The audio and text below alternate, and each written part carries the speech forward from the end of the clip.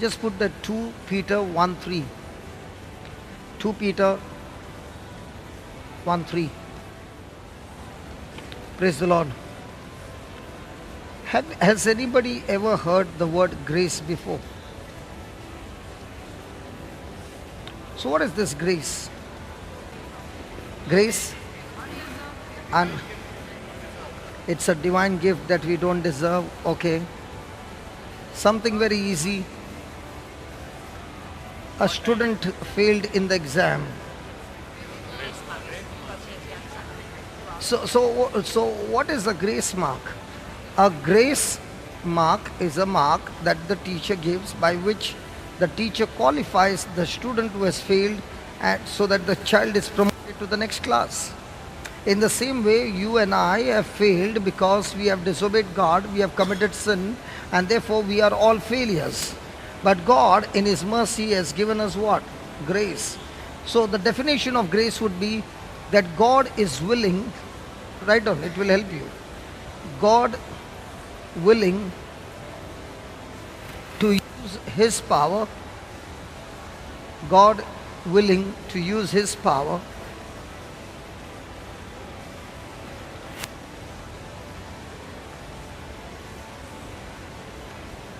His anointing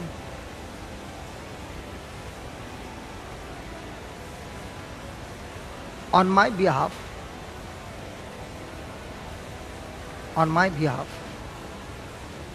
even though I don't deserve it. Even though I don't deserve it. So what is grace? God is willing to use His power, His ability, right on His ability, His power, His ability, His anointing on my behalf, even though I don't deserve it. Praise God. So if we have missed the mark, if we have failed, let's say somebody is living in sin, that person wants to come out of sin, but finds himself again and again falling into the same sin. So what does he need to come out? Does he need? Grace. Just now I started to cough. Something happened in my throat. I needed only one sip of water that could solve my problem. And that's why I ran. In the same way, I am in a situation. I need a sip of God's grace to come out of my problem. So, where do I get this grace? Give them a chance. Where do I get this grace? How do I get this grace? You already have it. Then why is it not manifesting? Just give me verse number 2, please.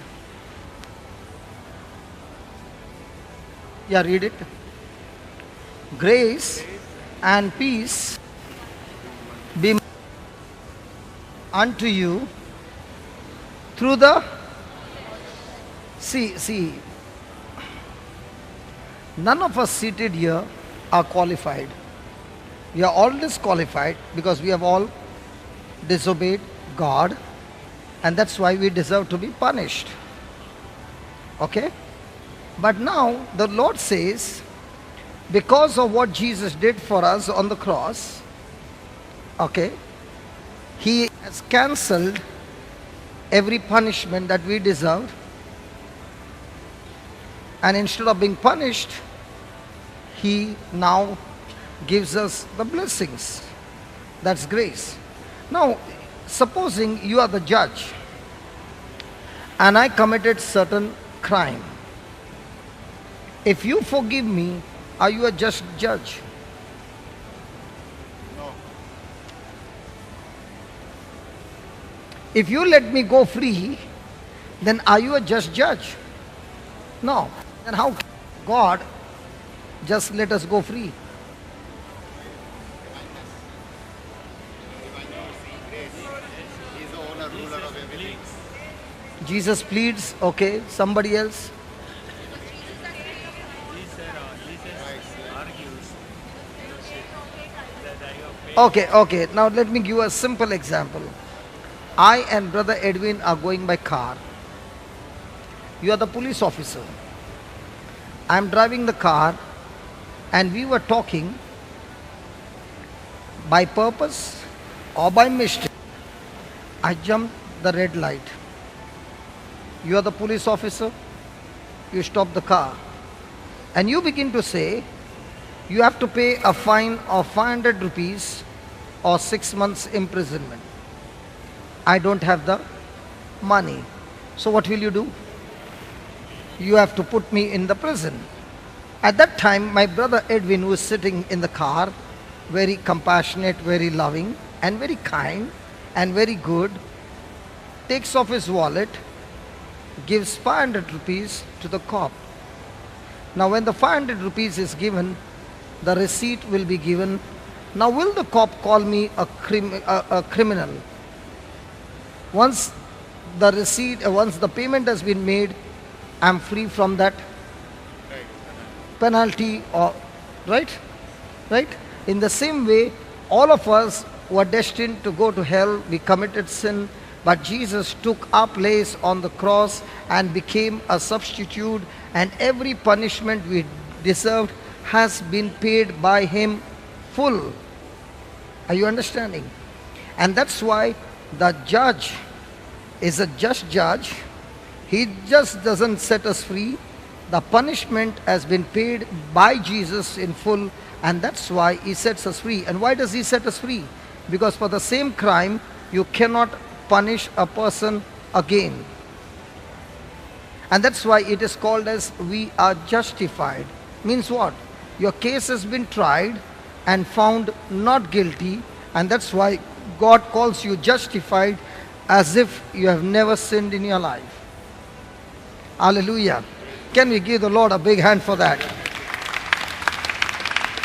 So imagine for me, Edwin pays the mice, this brother, of 500 rupees, and I am out of the car, kneeling down and pleading to you and saying, please don't put me in the prison. And I'm stuck on that road for the next 6 months. How would it look? That's exactly what is our Christian life. Because we do not know what Jesus has done, we are all the time in guilt and condemnation, and Satan keeps reminding us of all those wrong things so that he can keep us in guilt, and we will never be able to go ahead. And that's why the Bible says, we who are in Christ Jesus now, there is no condemnation, there is no punishment, there is no guilt, because in Christ Jesus, all our punishment, all our sin is nailed on the cross, and we are set free. Hallelujah. Hallelujah. Now how does this take place? This takes place only by faith.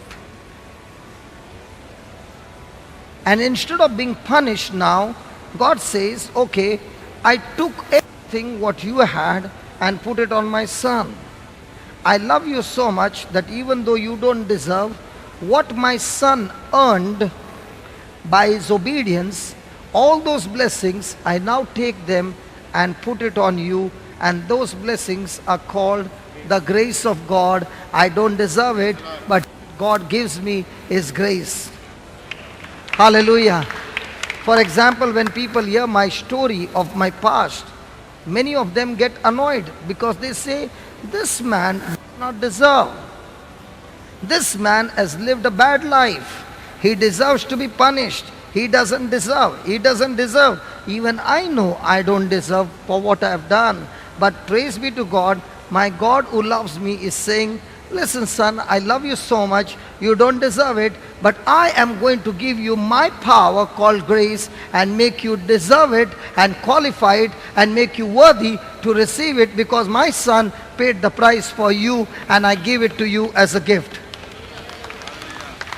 That's grace. That's grace. Hallelujah. So, blessed be God. Grace and peace. Grace and peace be multiplied unto you through the knowledge of God. Have you heard people saying, I have no peace in my life?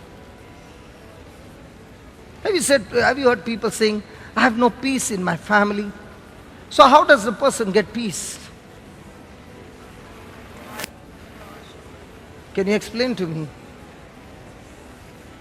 Reading the word of God, you get peace. Knowledge of the scripture, you get peace. Then how come Vinod was in depression, wanted to commit suicide? How could Alvin do all that nasty thing to his wife? And then he was sitting with me and he said, brother, I was such a bad person that I killed my own child. When my wife was in a womb was a child, I was a drunkard and in those days, and I kicked her in the stomach and the baby died. He said, brother, honestly speaking, when I look at my past life, I don't deserve to be blessed. And I said, I also don't deserve. But when we looked and we began to exchange our testimonies and we began to share with one another, we realized how bad life we had lived. And we don't qualify to stand here and hold the Bible in a hand and speak to you. We are extremely disqualified. But God in His mercy has forgiven us, and not only forgiven us, He has cleaned us and made us white as snow. Praise God. Hallelujah. Hallelujah. So how does a person get this peace? He does not captivate the thoughts of the devil. There is some loophole there. The devil is constantly coming and troubling him. So how does he get peace? He needs to get captive. So can a person get peace when everything is good? Not necessarily. No. Even things are bad, he can be at peace. And He is at peace with the Lord and captivated the bad thoughts and kept the devil away. so when things are going well, is he at peace? Not necessary. When everybody is good to him, not necessary. Why not? It may be good to him, but he still has those feelings, guilt feelings. Good. Isaiah 26 verse 3. Very good. Isaiah 26 verse 3. Anybody who wants peace, this is the scripture. You will keep him in perfect peace whose mind is on God. So let's take Vinod's example. He wants to commit suicide. He knows that his heart has got a problem, which is not a problem, but his mind is all the time giving him commentary. And he comes over here and he says, when that song was going on, in the afternoon we'll play that song. When that song was going on and those lyrics, you kept repeating them, that word began to change my thinking, and my focus went on those words. Lord, I come to you, let my heart be changed and renewed. Then what's the next line?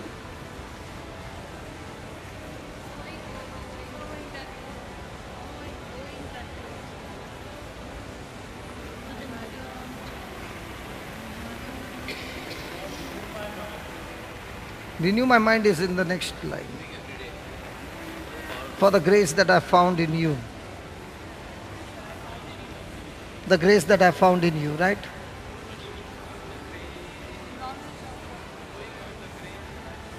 Flowing from the grace that I found in you. Now, what did those lyrics do? Began to make him realize that God's grace is flowing. God has given you a new heart.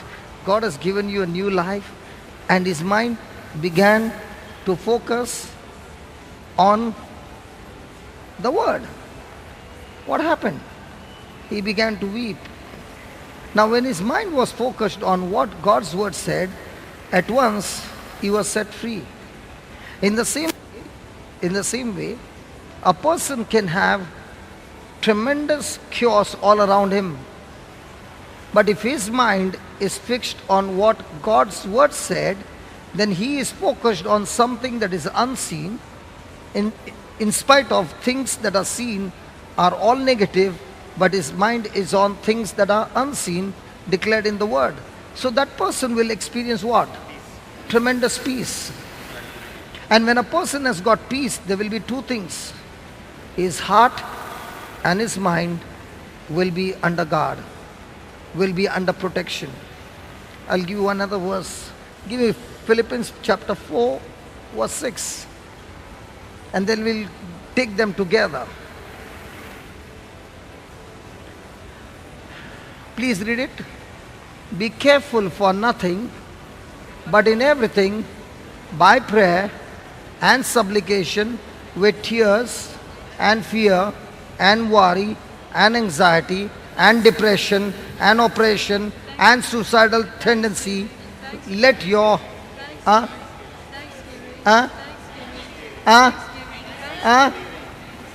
how do you make your request known to God? With thanksgiving. How do we make our request known to God? With groaning and worry. But he says, first of all, do not be anxious about anything. And whatever you have, your cares and your worries, please pray about it and give it to the Lord. God never created man to carry cares. God created man to only love. So when man begins to carry cares, everything in his system goes wrong. He is not supposed to carry cares. So who is supposed to carry my cares? Jesus is supposed to carry my cares because he cares for me. And that's why he says, come on, give all your cares to the Lord. And how do you give it? With thanksgiving, in prayer. Let your request made known to God. Then 7. When you have made your cares given to God and you are a person of thanksgiving, say that thanksgiving.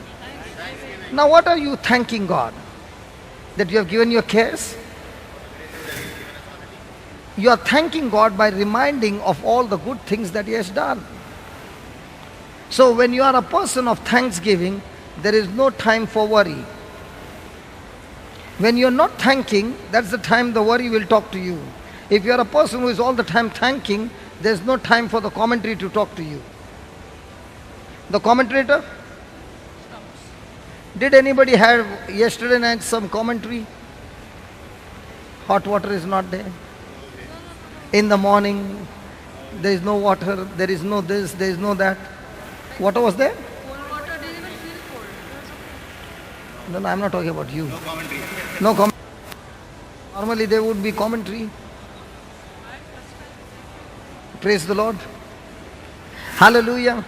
So for everything there are commentaries coming in our mind. But when you are a person of thanksgiving, what happens? The peace of God that passes all understanding shall keep your heart and mind in Christ Jesus. So what is the peace going to do? The peace is your guard. It will protect your heart and your mind. When the peace is gone, your heart and mind is open for the devil. Now he will attack you and lead you into depression.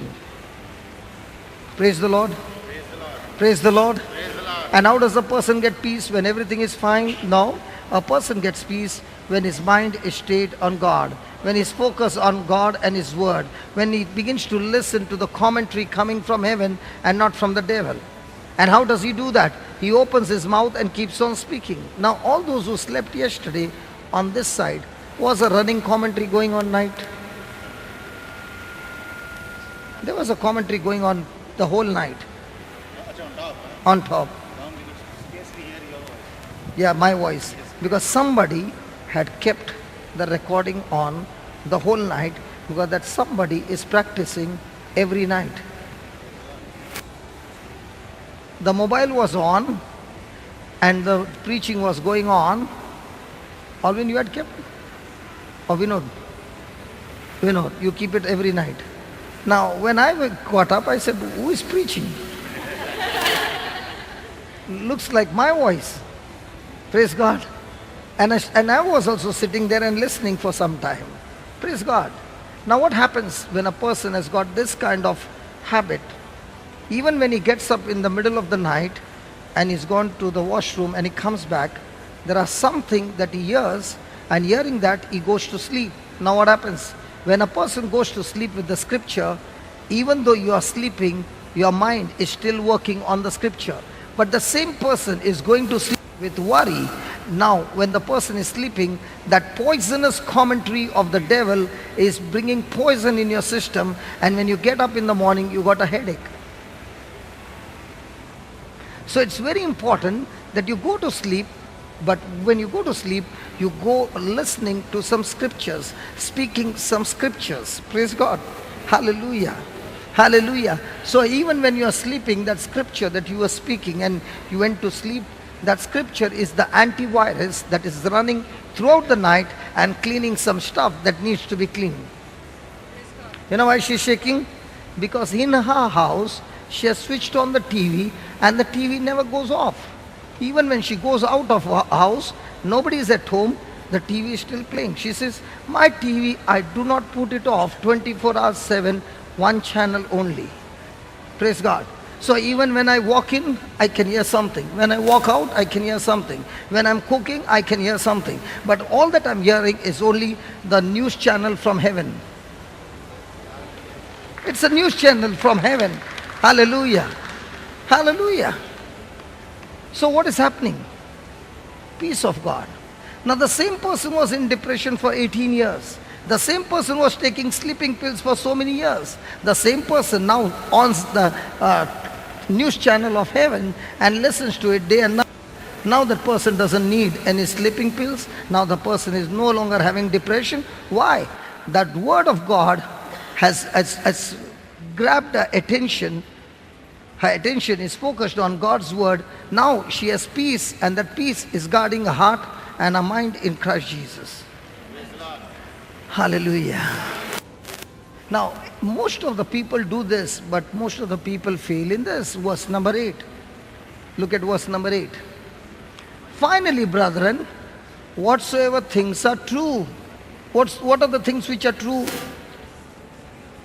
The word of God is the truth. Whatever things are true, whatsoever things are honest, whatsoever things are just, whatsoever things are pure, whatsoever things are lovely, whatsoever things are of good report, if there be any virtue, if there be any praise, don't on these things. Don't think on these things. So throughout the day, what are you thinking? You know, brother, that brother, I want to tell you something about him.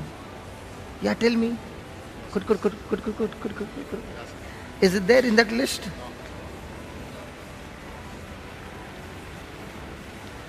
What is he telling to think? And what are we thinking? What are we thinking? Did he say think about your problems? Think about what he did and she did.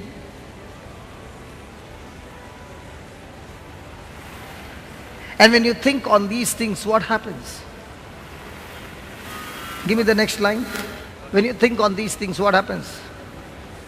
Those things which you have both learned and received and heard and seen in me, you do them, and now, and now. See, when you are thanking God, so is with you. Only the peace of God is with you. Do the things that are in verse number 8. God is with you. Is this breaking? Okay. Now is that okay? Because the battery is going low, and that's why it's going out of the range. My brother has come. I think you already knew it. You must learn that scripture by heart. Think on all these things. And when you think on all these things, you will have the power to do those things. And when you have the power to do those things, God is giving you an assurance that He will be with you. Praise the Lord. So come back to 2 Peter 1 verse 2. So grace and peace be multiplied unto you through the knowledge of God. So do we need grace? Where do you get this grace? Through the knowledge of God. Where do you get the knowledge? By reading the? No. No. By reading the word of God you don't get knowledge till somebody comes and preaches to you. Praise God. Praise the Lord. See, for example, you must have read that scripture. You read it, but you did not understand till somebody came and preached to you. What's the meaning of the word preaching? Giving practical working understanding is preaching. So when the preacher preaches, he begins to show you how the scripture works, gives you the revelation in that scripture. That understanding brings what? Peace. Now I know how this works. Now I know how this will connect me to God. Now I know how I can make my correction. Now I know how I can walk with God all throughout the day, all throughout my life. Why? Because my blindness is gone. Now I know. Hallelujah. So grace and peace be multiplied unto you through the knowledge of God and of Jesus our Lord. So through Jesus we receive grace and peace. The next line. Please read it. According as his divine power. Just pause there. According as his divine power. What is that divine power? Divinity. His holiness, divinity. Divineness. Okay, I'll give you a hint. Saint Paul was saying, Lord, help me because there is something torturing me. And God said, when you're weak, my grace is sufficient for you. So what is the divine power? Grace of God. Where did you get this grace? From the knowledge of God. Now you understanding?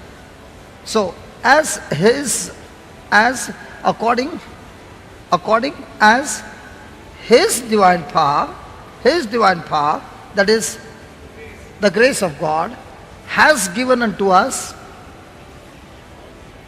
all things.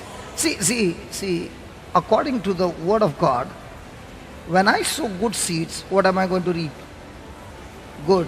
When I've sown bad seeds, what am I going to reap? Bad. But when the person who has sown bad things in his life, he has repented, he has asked for forgiveness, and now is walking in righteousness with God.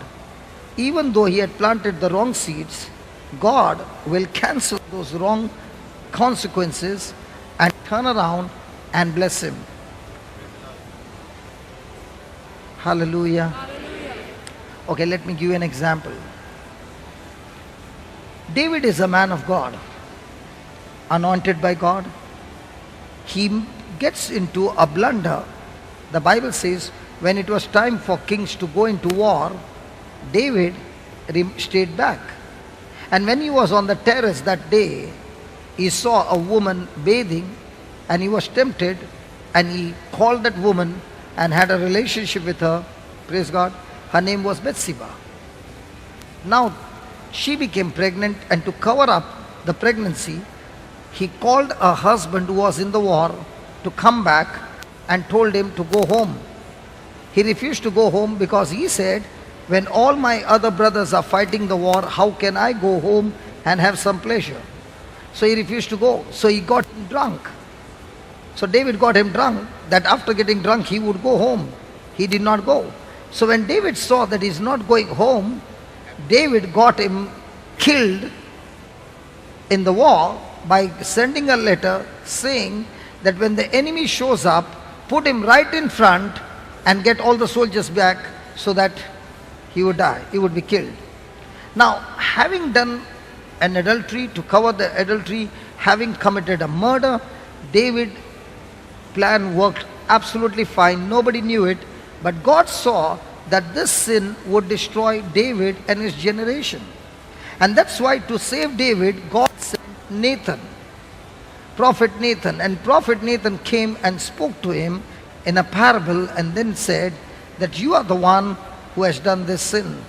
Now, David disobeyed God, but the moment he heard the truth, he quickly repented and began to pray and ask God for forgiveness. Did God forgive him? Yes. Now, Bathsheba had that child. He got married to Bathsheba. The child was born. Was the child healthy or sick? Sick. What happened to the child? He prayed and prayed and prayed. Did the child die? Yes, the child died. What did David do after that? He was fasting and praying. When the child died, what did he do? Did he curse God and said, God, I prayed so much and you did not bless me? No. He finished his fasting the moment the child died, had a bath, had good clothes worn, had a good feast done, and the people began to ask him, when your son was alive, you were fasting and mourning. Now your son is dead, why are you feasting? He said, can I get my son back? Can he get the son back? No. He said, even though my son is dead in his body, he is not dead. One day I will meet him. Praise the Lord. He is just dead and gone before, but one day I'm going to meet him. Praise God. Now, what did David do after that? Even though his child was dead, he went back, had a relationship with Bathsheba, and because he had repented, because he had that wrong relationship, God blessed, and out of that relationship came Solomon. God did not keep that sin or the consequences of sin. He cancelled it and blessed that relationship, and out of that came Solomon. So please remember, God never looks at your past to give you a future. If your past has been extremely bad, no problem. Come to Jesus.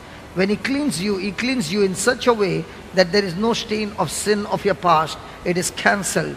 God does not look at your past to give you a future. He will look at your repentance and change your life and bless you in the future. Isn't that amazing? Hallelujah.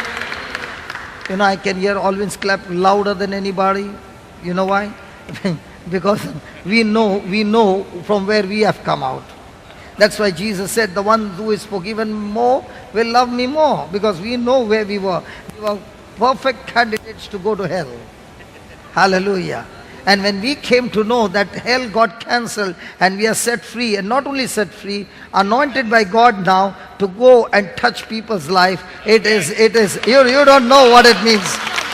You don't understand what I'm talking about. Hallelujah.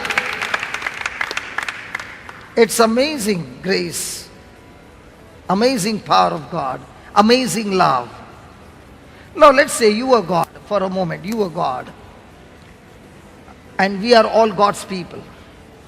You are God, okay? And we are all God's people. And I'm Saul. And I'm coming and killing all your family members. You as God, what would you do to me? You're God, what would you do to me? I killed all your family members. What, you as a God, what would you do to me? Thank God you're not God. When Saul was killing God's people, what did God do? He showed him mercy. He showed him forgiveness. He showed him love. He should have killed him on the way to Damascus. But what did he show him? Mercy and love. What happened to Saul when he saw the mercy and forgiveness of God? He broke down and repented and became Paul. In the same way, God is saying, listen, even if you have done anything, my love will convert you, my love will change you, my love will bring you out of the pit.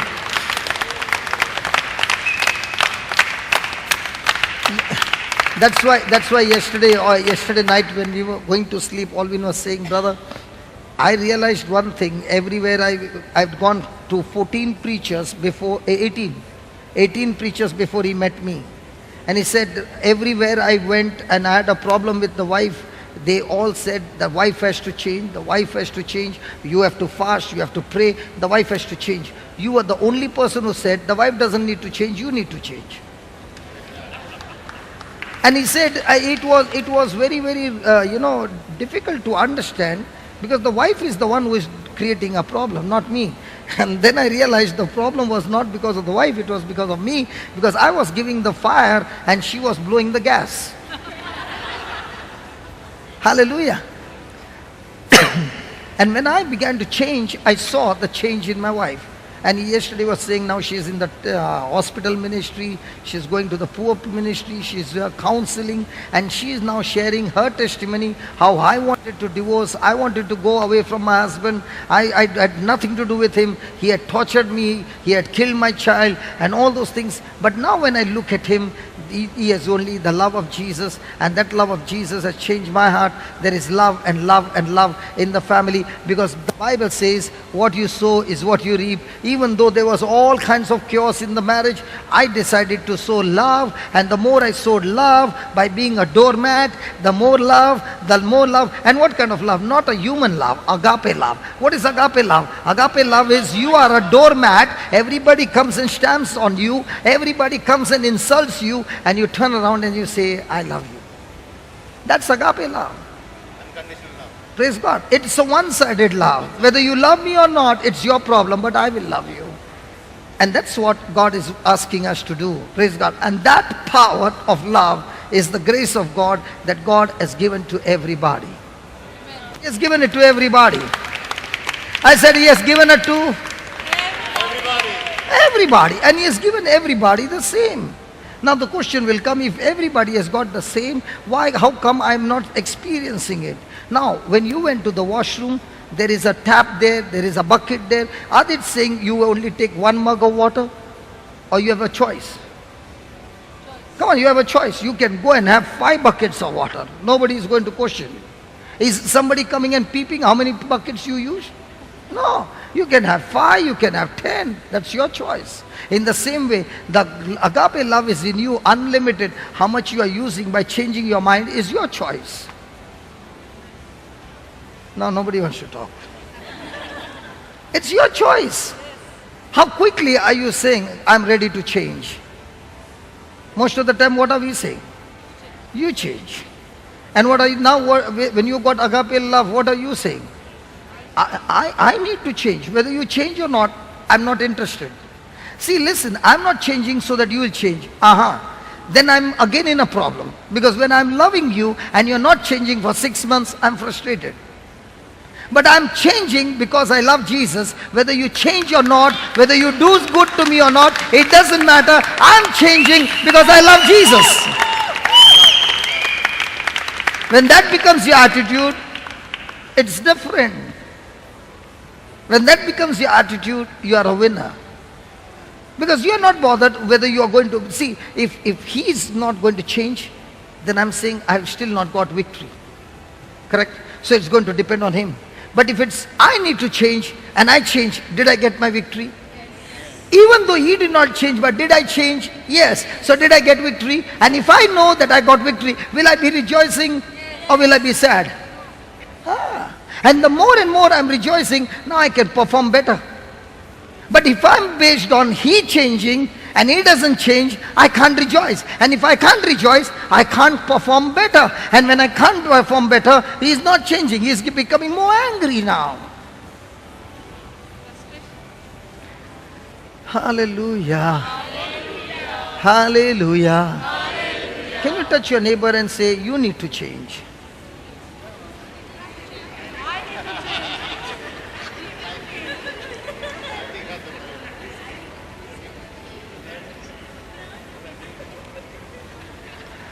No, why I said, there are many of us who are saying my family members need to change. And you are saying by faith, listen, my friend, you need to change. Because we do not know who is going through what in our lives.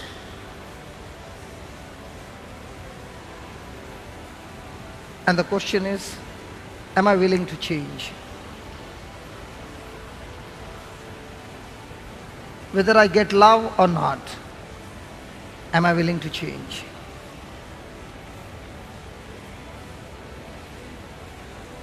And when that becomes your attitude, you are victorious all the time.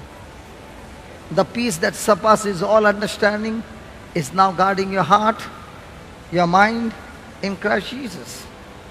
Because if you have not changed, that doesn't matter to me.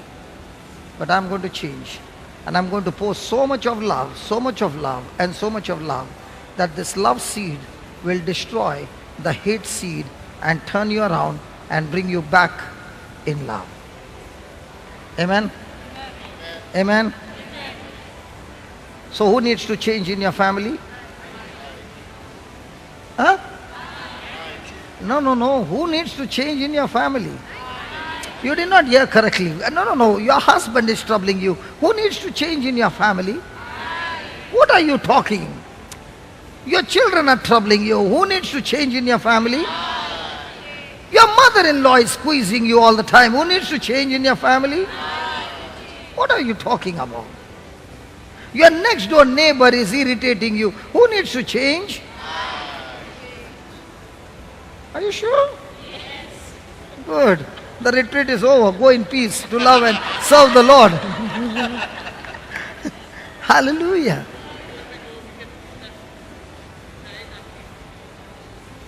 Sorry?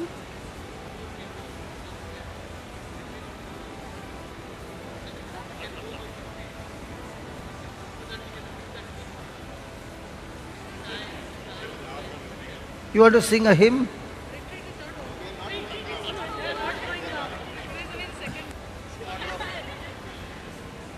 No, he wanted to sing a song. That's what he meant. It's I. I don't know the song. Maybe you can teach us later on. We need to learn that song. Because anything goes wrong, we can only say, do you remember that song? Ha ha. Okay, let's come back.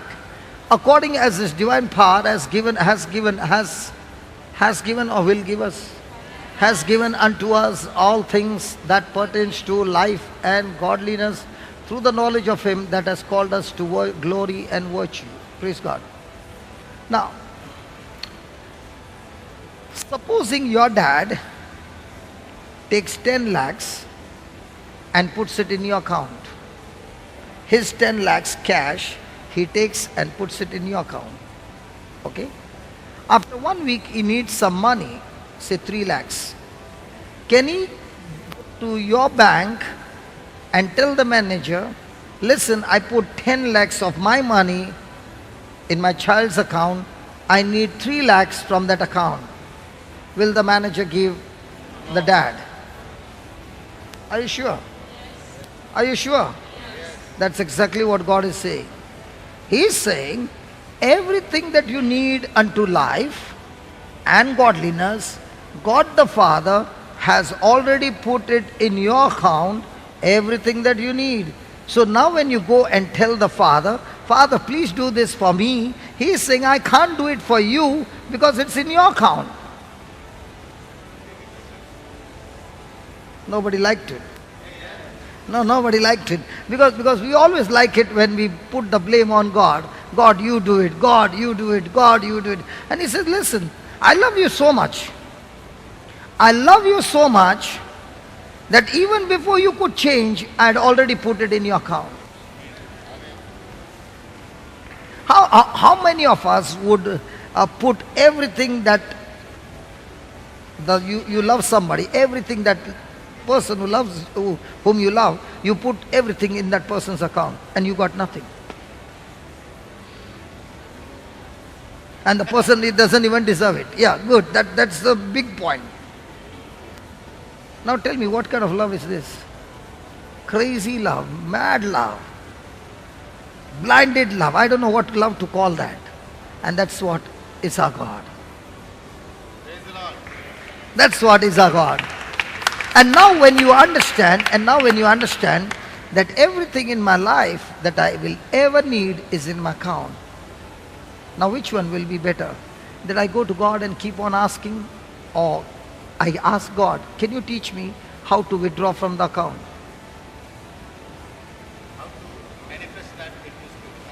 Yeah, it's in my account. So how do I withdraw it so that it will manifest? It's already in my account, but not in the natural, it's in the spiritual. So I want it in the natural, so I have to learn to withdraw it so that it will manifest. Praise God. So from now on, is it a good news that everything that you need is in your account?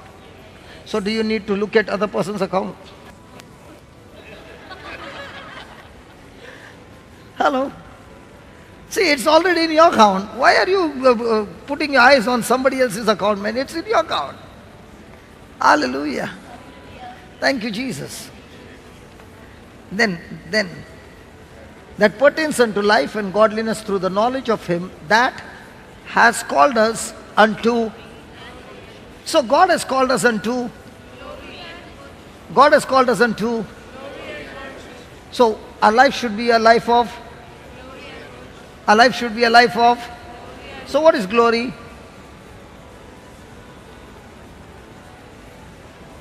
Giving praises. So you want your life to be a life of giving praises, huh?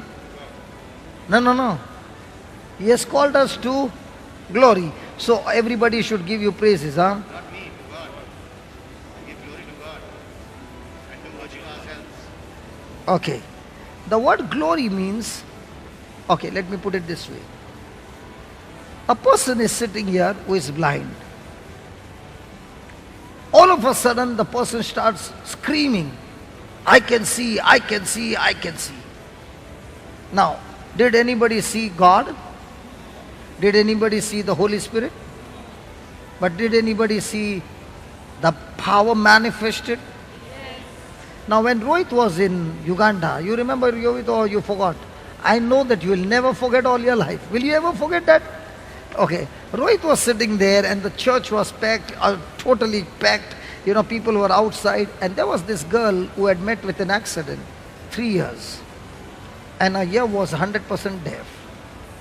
And I looked at Rohit. Rohit had never, you had prayed over people? No. Rohit had never prayed over people and he was sitting there and I said, Rohit, it's time for you to open the ears. I have not yet started praying over anybody. We have just come in. They don't even know who I am. Praise God. And we are just praising God. And I call the first candidate to show God's glory is Rohit, who has never prayed over anybody. And the prayer that he's going to pray over is a person who has met with an accident and the hearing is gone.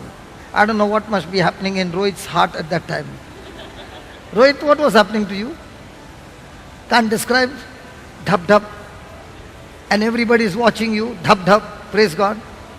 And Rohit begins to follow the instruction that is given to him and he makes a prayer.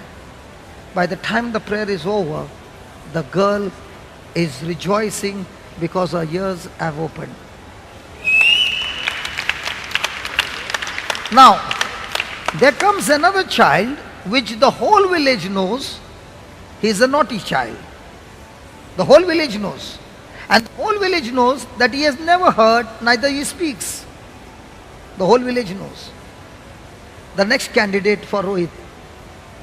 And then I said to the people, if he opens the ears, you will say he is chosen by God. To prove to you that God loves you, I will call somebody from your side. And I called one man from their village. And I said, I will teach you to pray. And he speaks English. And he put his fingers in his ears and he began to pray. The boy started screaming, hallelujah. He could hear everything. People went mad, man. Our first healing service started with this. Rohit started the opening batsman. Praise God. Hallelujah. Now the question is, did Rohit ever think that through his hands, deaf ears could be opened? Because he is looking at his ability. He is looking at his capacity. He is looking at his power, his holiness. All those he is looking at himself.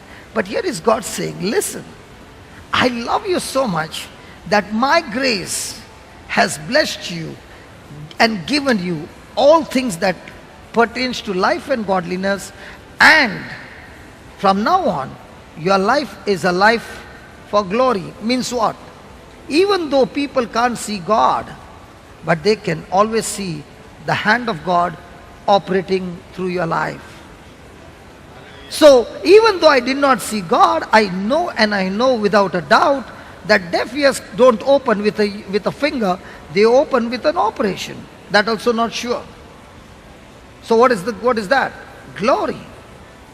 That is glory. I remember once we were here and there was a Hindu lady. She doesn't understand English. She was sitting there, okay, and I was preaching. And as I was preaching, she was disturbing. She was murmuring or grumbling something, I don't know. And she went on and on. And I said, "You devil, shut up and come out of her in the name of Jesus." And I continued to preach. And then she got up. She came on top and she was crying over there. She was looking at the pitch. She was not having sight, but she was on the top, and she was just crying and crying. And she was actually disturbing me. And I was preaching, and all of a sudden she started to scream, "I can see, I can see, I can see." I went to her and said, "What can you see?" No, I was blind, I could not see, very little I could see, but now I can see absolutely clearly. Praise God. You were there that time? Okay, praise God.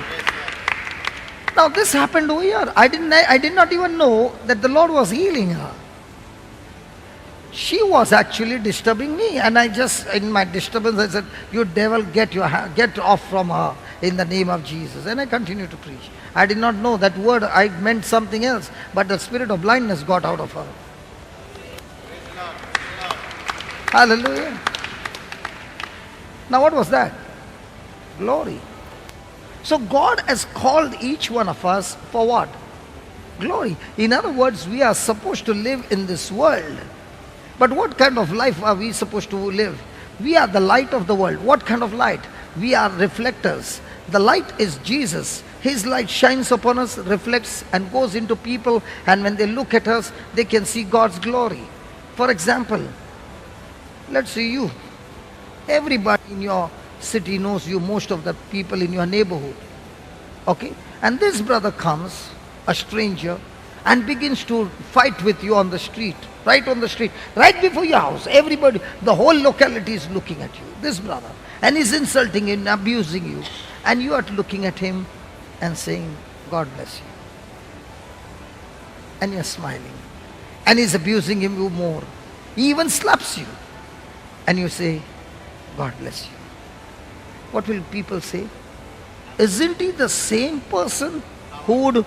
No, the people would say, "Isn't he the same person who would never spare anybody? What's gone in him? How can he be so cool? How can he be so quiet? How can he be so smiling? That fellow insulted him and he's so cool, he's smiling and he's praying for him. What's happened to him?" That's God's glory.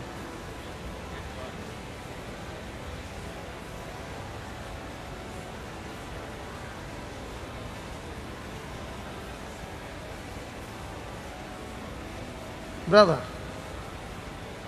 you were in Chennai for the night vigil, right? I think so. I remember your testimony. At that time, you used to drink and drink and drink and drink and drink like a fish. Fish don't drink. Fish only swim in water. Sorry. Okay, you used to drink and drink and drink. And I don't know whether if my memory is right, in that night vigil, somebody invited you and I prayed with you for your hand or something. You could not lift. You could not lift 1 liter bottle. You carried 3 chairs. And then you got knocked off. Then you were on the floor. And you got knocked off as if people thought you were dead because you were not shaking. And you were there dead, looking like dead for a long time. 20 minutes. And your your eyes were fixed. Is my son dead or alive? Because you were not moving. Now, what was that? God's glory. Because when he got up, from that day on, he never touched alcohol. You used to drink every day? 1 glass, one peg. Directly bottle, huh? So one said bottle, one said train. Don't give all this, Baba, people are watching. Praise God, praise God. So how can a person who is used to drink for how many years? 5 years, 10 years, 20 years, 30 years? 40 years, please God. Yeah, please sit down, brother. Please sit down. 40 years and the liver is still functioning. That itself is a big... that engine has not yet gone off. That itself is a miracle. That liver is still functioning. Praise God. Hallelujah. What is that? Glory. That's God's glory. Glory. Now, that's what God has called you for, each one, that our life should be a life of glory. So wherever we go, God's supernatural things happen through us. Why?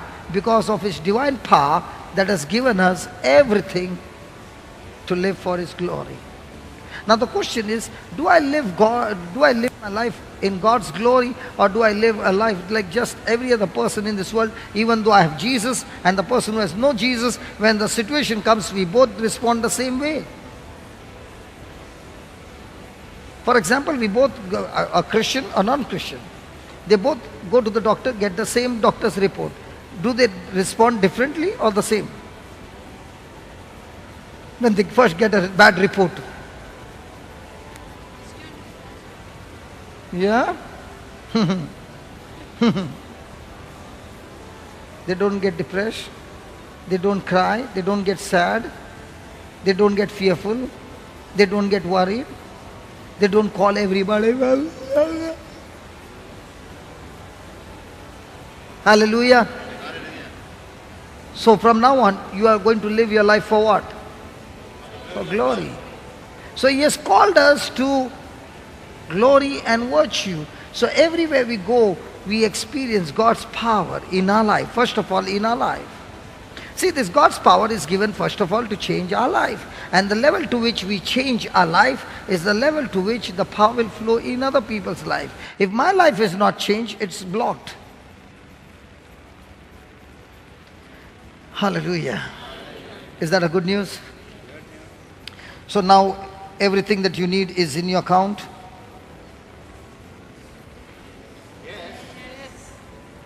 Praise God. ATM card is not working. Huh? Our virtue is not working that much. Our goodness is not working that well. So withdrawing becomes difficult. Yes. Now, how will this work? That's coming now. Okay?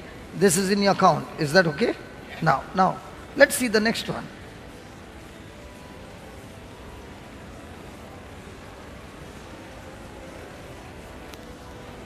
Hey, baby.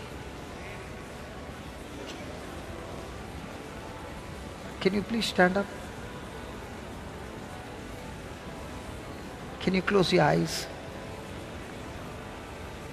You just made a prayer to God and said, God, I never knew that you called me for glory.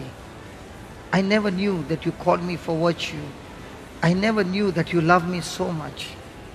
I never knew, Lord, that even before I could change, you put everything in my account. Everything that I need in my life. Everything to do good in other people's life.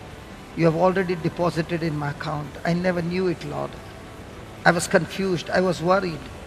But today you showed me through your scripture. And you have touched me. Lord, I want to live for your virtue and for your glory. Here I am, Lord, in total surrender. I give you my life, I give you my future, everything to you. Use it for your glory. Lord, everything that I speak, everything that I do, let it bring glory to you. Wherever I go, Lord, let your light shine through me in the lives of others and darkness be expelled. Lord, I thank you that you have chosen me, and now I realize I need to change, and my change is going to bring a change in my family. Thank you, Jesus. Thank you, Jesus, for anointing me. Thank you, Jesus, for anointing me. Thank you, Jesus, for choosing me, for calling me out of darkness into the marvelous light. Thank you, Lord Jesus, that I'm a chosen race, a holy nation, a royal priesthood. chosen by you for your mighty good works. I thank you, Jesus. My life, my heart, my everything I give to you. I want to just follow you. I want to be with you. Thank you, Lord. Praise you, Lord. Hallelujah. Something beautiful is happening in this place. And now that same anointing will move as she begins to share what she received from the Lord. As you begin to thirst and say, God, even I want more of you. You too will experience.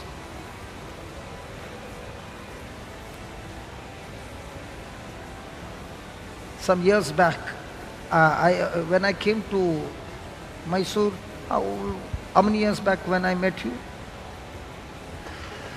Alvin? 7 years back. In a church in Mysore, 7 years back, there were a crowd of 1,000 plus people, and the retreat was going on. And Alvin was sitting right behind in one corner. 9 years back. 9 years back. He was sitting right back, and the Lord said, can you see that boy right there? Call him. So I called him. And I said, listen, I don't know who you are. I did not even know whether he is a Christian or a non-Christian. He was a non-Christian. And I said, I want to tell you that my God has called you for something very, very big. You don't even know. And you are going to be anointed now to understand the scriptures and preach the scriptures. And the anointing came upon him. We departed, and I never met him. I met him after how many years?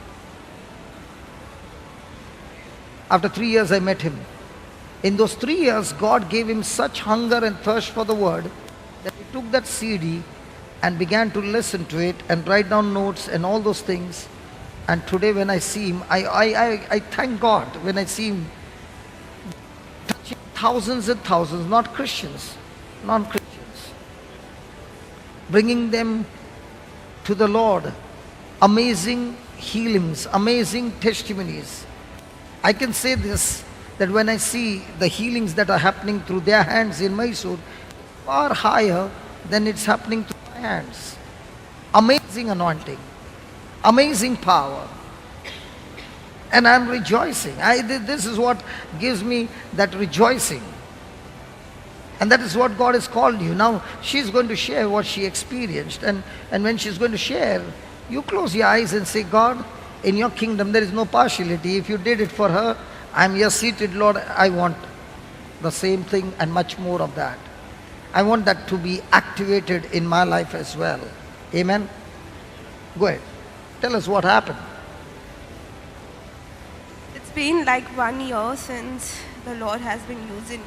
I know the Lord is speaking to me.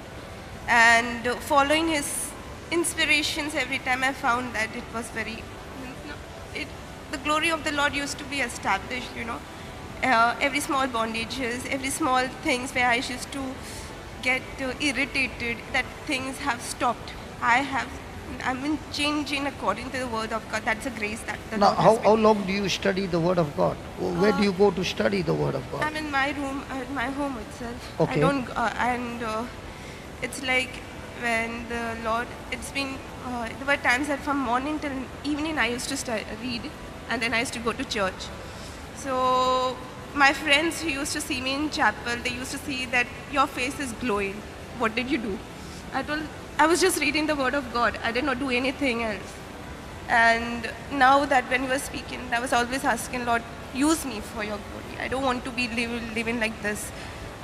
It's useless going to the work and you're coming back. I had lived that life of going. It was useless to go to with friends outside. I felt the emptiness of my life. I was like, I am not born for this.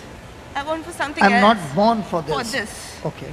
And it never used to give me satisfaction of what all this. I used to find joy, happiness, but at the end of time, when the night used to come, I used to feel the emptiness, the dryness. No, this was not giving me the what my heart is searching for. And when the Lord was reading, I used to be indulged in the Word of God. I used to Have you find been that listening to any preaching? I've been listening to the preaching of in the media, what audio files, From JCILM, JCILM? the website. So you have media never file. met me before? No, I've not met you personally. I've not met you But before. only getting the download and Yes. listening to the teaching? Yes. You were listening every day? Listening it and writing it down, because when I used to see, my mind used to divert, and certain words are like, oh, I've lost it. So I Okay. better write it down. And I write it down, it's like it's registered because I have to hear it. Correct. And I have to write it down. I take notes and all. So those things used to change. And plus I used to go to when the retreat centers and all, where the Lord used to send me with His calling. I used to find everything is just set for me. I don't have to go anywhere with attention whether I'll get a seat or whether my registration will be done. It's just set. I have to just go over there. My registration is done by someone else. My everything is just booked. I have to just be over there. And the Lord used to work wonders, and I'm finding it. And that's why I'm asking, Lord, use me for something which I'm not made for this world. I just want to glorify you with my life. And yes, I was a sinner. I am a sinner right now. But by I rebelled at one point of time. Doing good is no use. Listening to the world, listening to my friends and all. Even if you want to work, if you want to die one day, so why don't you do everything and then you die? Why you do everything good and listen to everything else? Everything means how the world lives. Enjoy your life and And then die. then die. Do everything else, then you lie. Go to the pubs, drink and everything, and then you die. Why do you want to die every day? But I followed the voice of what my friend said because of one small incident of a fight with my family. And the devil spoke in my ears the same words. The commentary. Yes. And I listened. And you rebelled. And I rebelled. It's enough of being good, Lord. Now I want to do certain things. I want to do this and this and this and this and all. And then you call me, then I'll come back to you. And literally it was that when the Lord called me back, I was asking, like, why did you allow all these things to happen to me if you love me so much? And I was just asking and talking to Him, and that's when He showed me a flashback of this moment. I cried. I actually asked Lord, okay, fine, I want to drink. I want to go to pubs. I want to stay at night outs with my friends and all. He allowed everything else, but He did not allow me to cross any limits. And when I was like, thank God you did not allow me to cross what it could have been. I did drink, but it was very limited. I was like, I just wanted to do for the sake of it because I found my friends doing it. And then I felt the emptiness of it. I felt, no, this is not for me. I was like, call me back, Lord, call me back. And when I got the call, He's using me so, means He's given me love, a lot of love, and I'm asking the purpose of my life. And right now He spoke to you. Yes. Father, thank you for this baby. Thank you for bringing her back. And this time, O Lord, you have anointed her with a powerful anointing that she will live for you. And a day will come when she will be proclaiming your word, and I'll be sitting on the first row or somewhere there, writing down the notes and saying, hey, look at that baby. Look what the Lord has done. Thank you, Father. We make this vision for her, Lord, that she's going from glory to glory, from faith to faith. You are lifting her, and thousands of souls are turning their hearts and giving themselves to you, and especially the youth. Yes, Lord, get her pregnant with this ministry for the youth, Almighty God. Let that conception take place right now. And these youth, when they hear her testimony, how she also went and tried, and there was only emptiness and nothing but emptiness. But now, with you in her heart, she can experience a satisfaction that is beyond comparison, beyond understanding, beyond speaking. Lord, thank you for this. In Jesus' mighty name. God bless you. Pastor, what's the name? And okay, what's your name? Phoenix. Phoenix, what's the meaning of Phoenix? What's the meaning of Phoenix? Rises up from the ashes. Rise and rises up from the ashes. Oh, you all know all the big meanings here. Praise God. So dies and rises up from the ashes. Okay, praise God. Hallelujah. So we are all phoenix men. We all have to die to our old self. God raises up and makes us a new creation. Praise God. Hallelujah. Can we give the Lord a big hand? Come on. Hallelujah. So when you're thirsty and you're listening to God's word, that thirst just connects you to God. Amen. Hallelujah.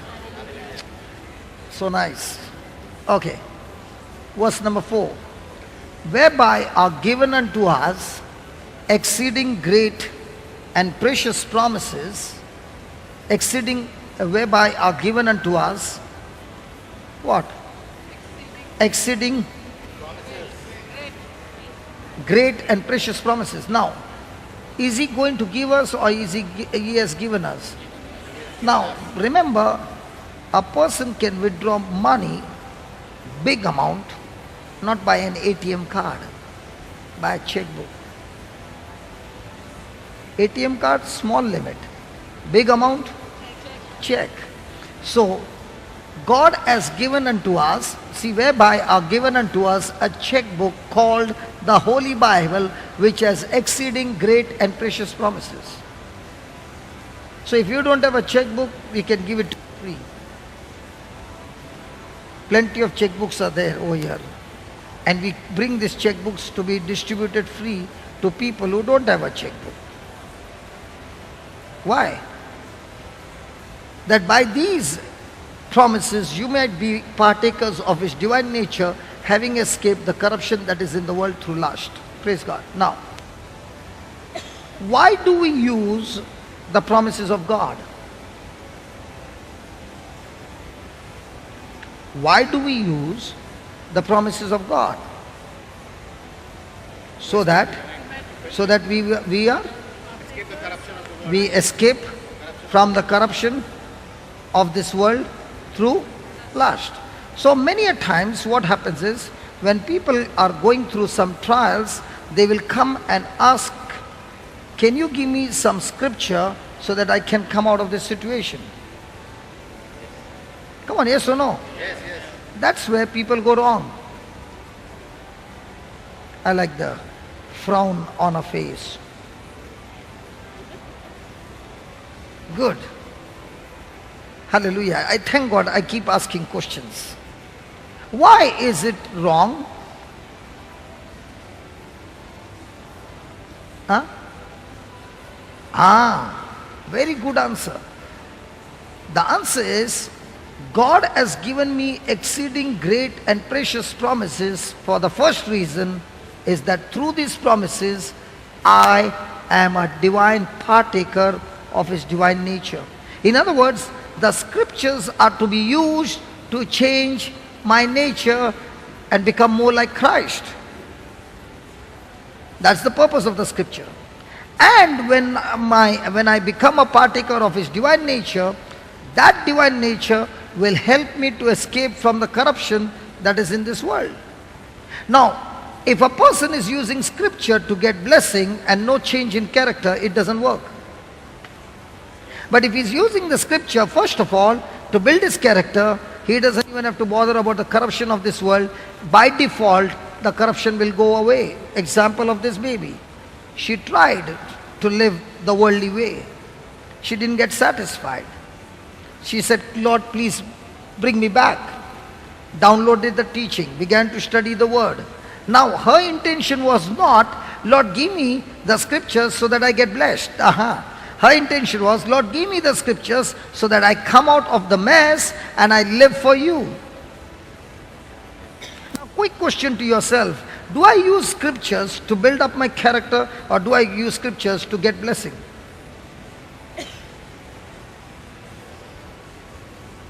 Sorry?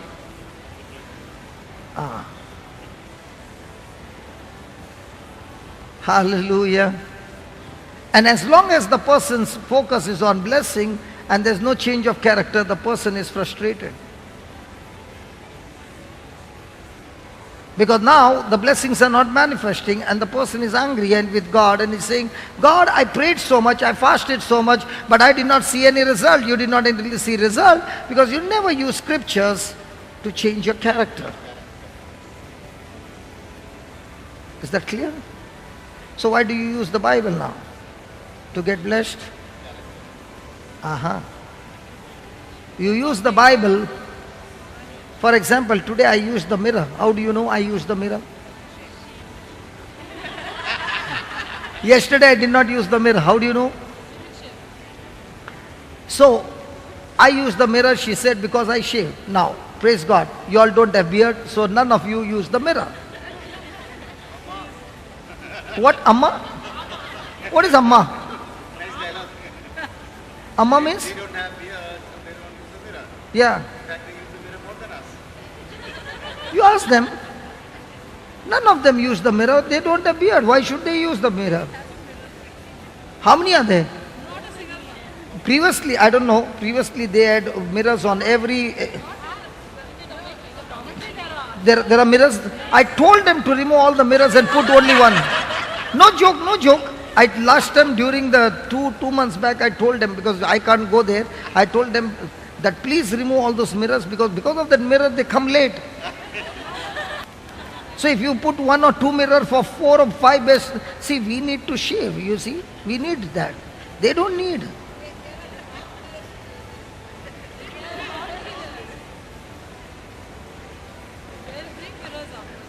Praise God. Within this 10 days, we will make some changes there. Praise God.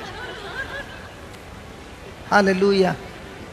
Now, why do you want to see the mirror so much? Huh? No, I'm asking you, the ladies, why do you use the mirror so much? To check everything is okay. Why the nose will be missing? For me to go in front of the mirror is only when I want to shave. I don't comb my hair also. Because I don't use the mirror, praise God. Because I know my nose will be there, my eyes will be there, everything will be there. It's never lost. It's never, it's never that somebody said, hey, where's your nose gone?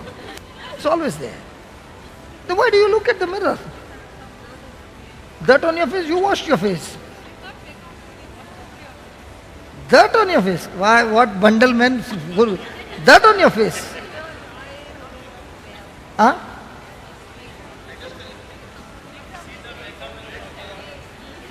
There. Linton spoke correctly. Linton, you spoke correctly. The lady forgot to put some color on your face. Okay. How many of us use the mirror to look at our face?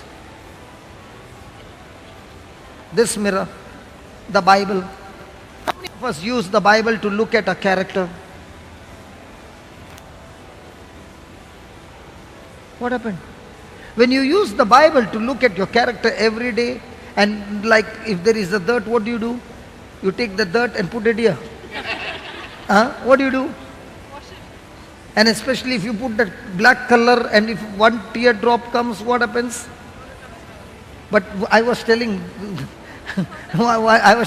the sister Ruina is a beautician. I said, sister, with so much of pain you put all the colors on the bride's face. And after every good work is happened and the girl looks at the father and starts crying. What must be happening to you if the tear comes out? She said, no, now we got waterproof colors. I never knew that they have solved that problem also, waterproof colors. Hallelujah. So do we use the Bible to look at our character? That's what he's saying. He has given us exceeding great and precious promises, that through these promises and His divine power, that is grace, we will be able to be partakers of His divine nature. So we got to first of all use the Bible to build our character. How will our character be built up? 8 steps for character.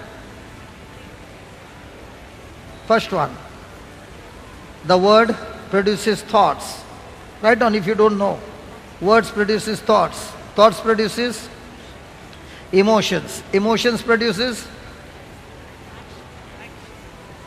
emotions produces emotions produces good. Vinod, I'm proud of you. You are really writing notes. Decisions. Decisions produces actions. Action produces habits. Habits produces character. And character is what decides your destination. So if the words are of worry, then the emotions are worry. Decisions are negative. Actions are, habits are, character is, result is negative. The same person now focuses on the word. So the word produces godly thoughts, godly emotions, godly decisions, godly actions, godly habit, godly character. That godly character will now help me to escape the corruption that is in the world through lust. Praise the Lord. Hallelujah. So write down. Our healing, prosperity, and deliverance are finished works,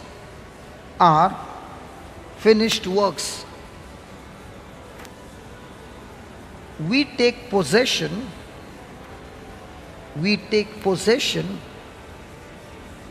of the finished works. We take possession of the finished works of Jesus Christ,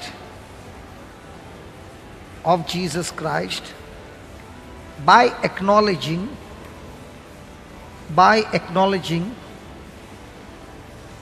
the reality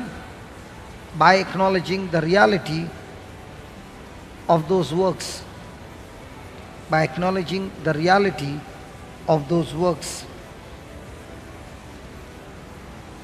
Jesus loves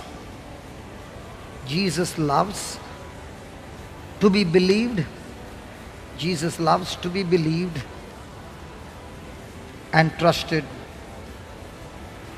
And trusted. He wants us to rest in Him.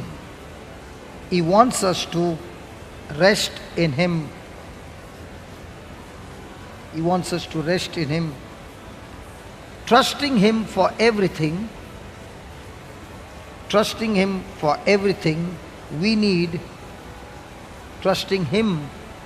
everything we need.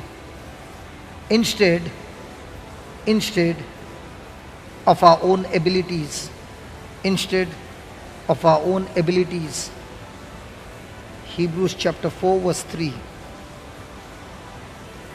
However, the enemy tries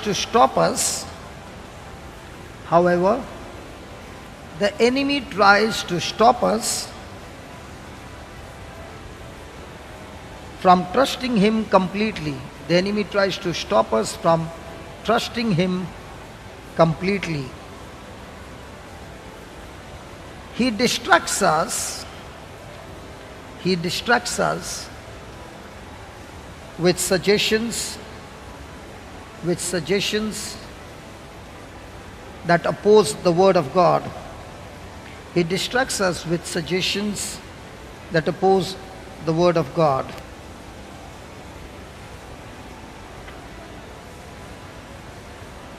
Praise God. Now, when you look at that exceeding great and precious promises, you will see one thing common in those promises, that whatever Jesus has done for us is always in the past tense. For example, He does not say, by the stripes and wounds of Jesus you will be healed. You are healed. You were healed. He does not say, God will bless you. God has blessed you. So everything that Jesus has done for us on the cross is in the past tense. It is already finished and it is given to us as a gift. Hallelujah.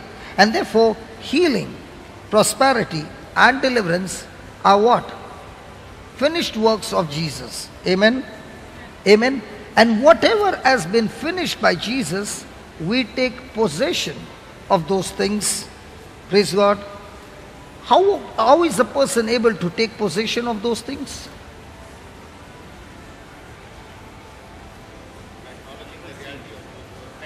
By acknowledging.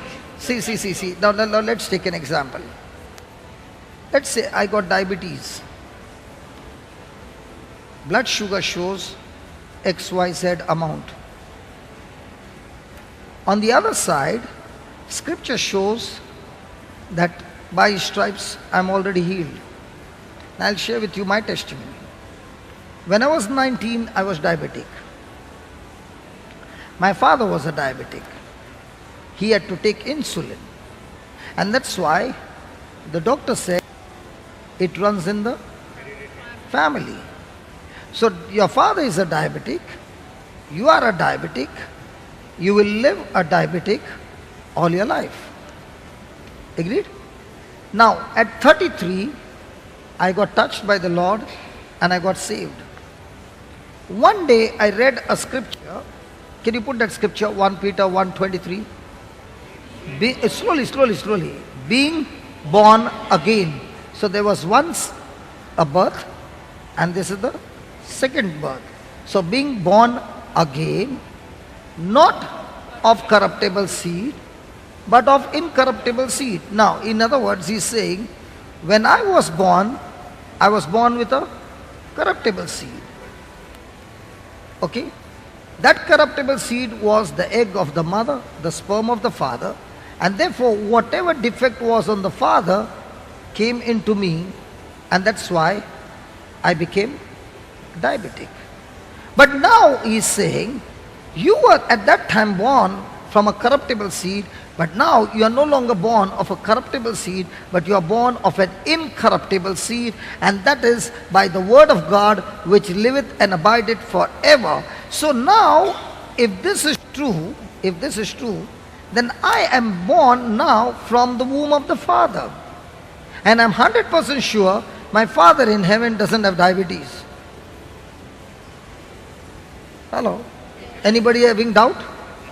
No. So if the Father in heaven doesn't have diabetes and I'm born from his womb, then what I was born from my mother's womb has been cut off, and now I acknowledge that I'm born from the Father's womb. I acknowledge this reality that this which was passing from my father to me has been cancelled, and therefore it is illegal for diabetes to be in my body, and I believe that I am healed. Now, even though I believe I am healed, but in the natural, symptom says, I have got diabetes. Spiritual evidence says, I don't have diabetes. Which one am I ready to acknowledge more real? We say, but in our day-to-day life, that's when you are taking possession. Yes, I know I can see the report saying that, but I refuse to believe. I keep on speaking to it again and again. Thank you, Jesus. Like my brother said, with thanksgiving I take possession. Thanking Jesus for what? By believing that Jesus, you paid the price and diabetes is cancelled from my life in the name of Jesus, and you're praying it again and again and again, thanking God that a day comes when I check myself, there's no diabetes in me.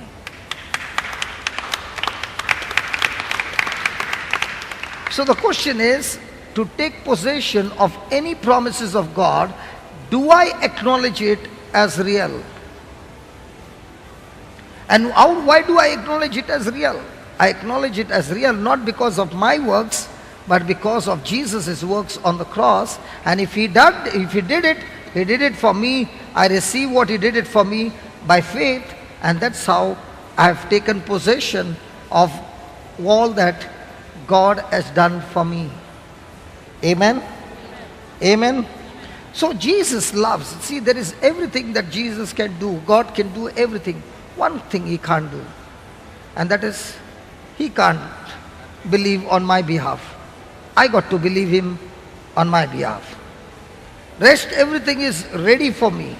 There's one thing that can short circuit is belief. And when I believe, I can trust him. When I have unbelief, now I am doubting him. When I have unbelief, now I am worried, now I am anxious, now I am fearful. So he says, Jesus loves to be believed and trusted. He wants us to rest in him.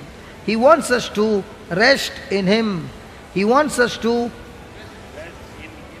Now this brother was saying, yesterday we were resting and you were standing the whole day. That's what you said, right? Are you sure everybody were resting? No.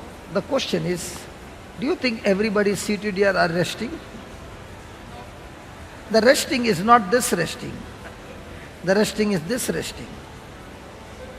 A person can be seated on the first row, look at me, smile at me, but in the mind the commentator is talking so many commentaries of different areas that that person is resting or restless.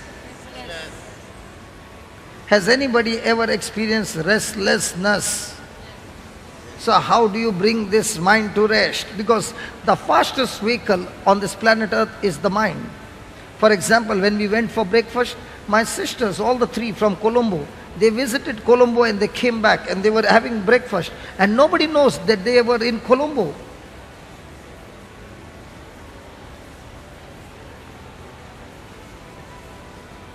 Somebody visited Sharjah and came back.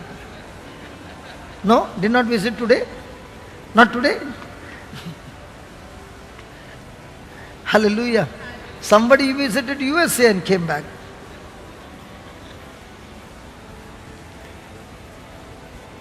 So how do I bring this to rest? How do you bring this to rest? By the word of God. For everything the same answer here. Hebrews chapter 4 verse 1. Okay, just give me the previous chapter, brother, because there is that word therefore. Whenever there is therefore, you should go back. What for? Therefore. Just give me the previous chapter, last. One scripture. One more.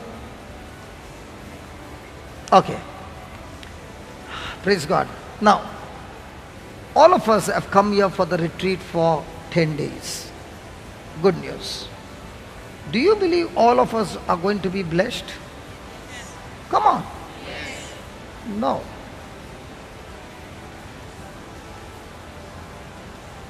No. No. I'll prove it to you. No. Are you ready? I like that seriousness on your face. I took her off and I came for 10 days. And now after coming here, this brother is saying, will I get blessed? And he says, no. I'll show you why no. I must show you why no. Because many a times people believe that because I went for a retreat, I shall be blessed. No. Why? No. Why? No. Okay. Now, what example is he giving? He is giving the example of the Israelites to whom God had spoken through Moses and brought them out of Egypt, out of slavery. Right? Hello? He brought them out of slavery, right? And as he was bringing them out of Egypt, he told Moses, I've given you a land flowing with milk and honey. Now they came to the border, very close. And the Lord said to Moses, before I take these people in, I want you to choose 12 leaders of 12 tribes. 12 leaders of 12 tribes. And they will go and spy the land and bring report to the people. So the 12 leaders went into the promised land, stayed there for 40 days and came back. And after they came back, they brought some evidence. They brought a cluster of grapes, a bunch of grapes. They brought it, holding it on a pole, and two people had to carry it. You can imagine the weight of the grapes, the size of the grapes. It was amazing. And when people saw that, they started jumping and rejoicing that this land is truly flowing with milk and honey. Praise God. Now came the report. 10 of them said, we can't take the land because there are giants there. Caleb opened his mouth and said, we can take over the land. Now why is Caleb saying we can take over the land? He's not scared of the giants. He's scared of the giants, but God already promised that I've given it to you. Yeah. Caleb is not going to fight these giants on his own capacity. If God said, I've given you this land, then God will surely back us up to take over the land. Just because God gave you the promise doesn't mean that promise will come to manifestation. You must get up and go by faith and take what God has said. Praise God. Now Caleb said, we will go and take the land. And they said, there are giants, and these giants are so big that we look like grasshopper. Caleb said, come on, let's go and take the land. And they said, listen, these giants even eat people. Now, 10 people on one side, 2 people on the other side. In the world they say majority wins. In God's kingdom, majority doesn't win. A person of faith wins. Praise the Lord. You can have the whole community on one side and you are alone on the other side, standing in faith. You will win. And that's what happened to Caleb and Joshua. They were on one side and these people on the other side. Who do you think the people chose? They chose the report of the 10, and God called that report an evil report. Why did God call it an evil report? Did they speak anything lie?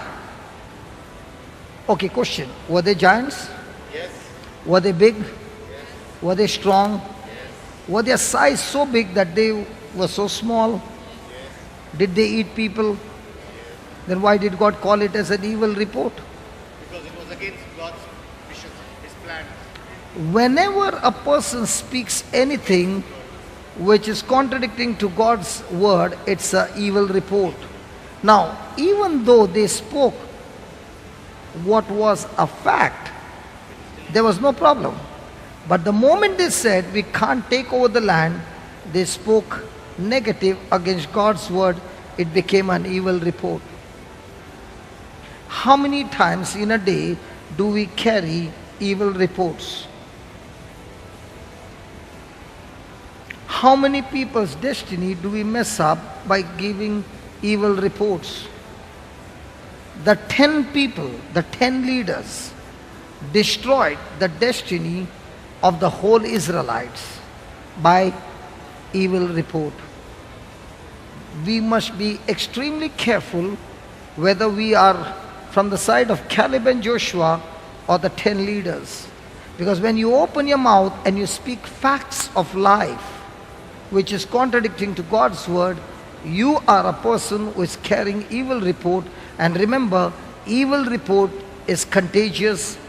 Good report coming by faith is also contagious. When you are opening your mouth, you are spreading a contagious disease. They spread a contagious disease called fear. And that's the time they turned their back to the promised land. And they said to God, and they said to Moses, it was better for us to die than go into that wilderness. And God said, as you spoke, so shall it be. And that's why, because of their own confession, because of their own bitterness, because of their own grumbling, because of the same word that came out of their mouth, God said, none of you will go to the promised land because of the words that you spoke. And they all died in the wilderness in the next 40 years. So who went into the promised land?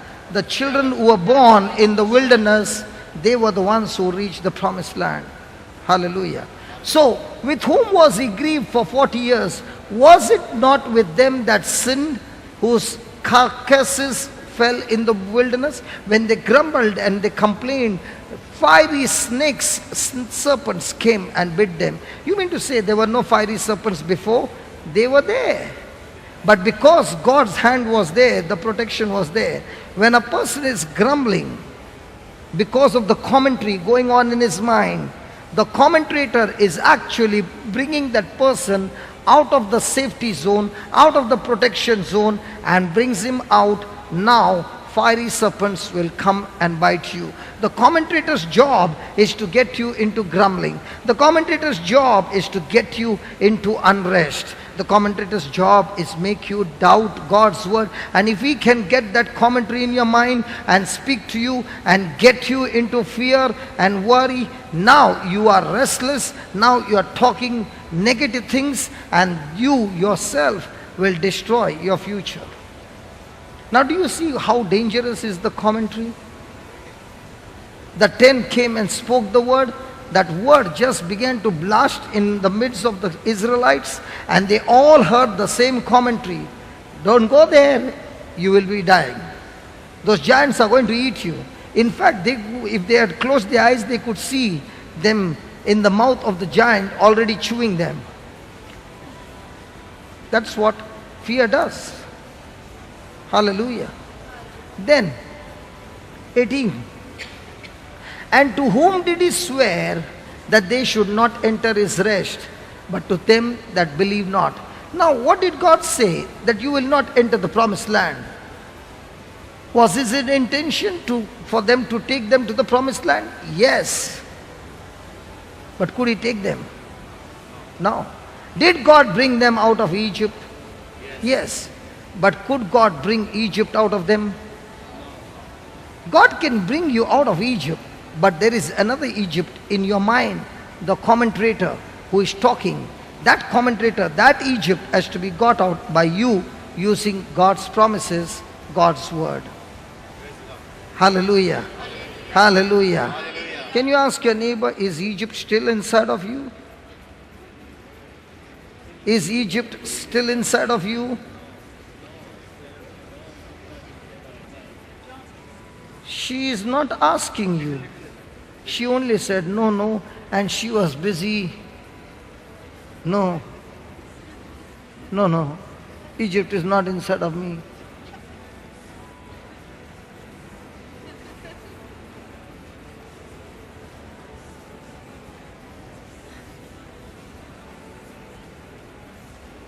How far did you travel? Now this was not a USA trip. This was another trip. I know what trip it was. If the leaders could speak and the Israelite could say, she spoke some things that is happening in her life, so I know where she has traveled. The devil always wants us to travel to those places, and you are traveling, listening to the commentary, and the person next to him, her, is saying, have you been to, is Egypt inside of you?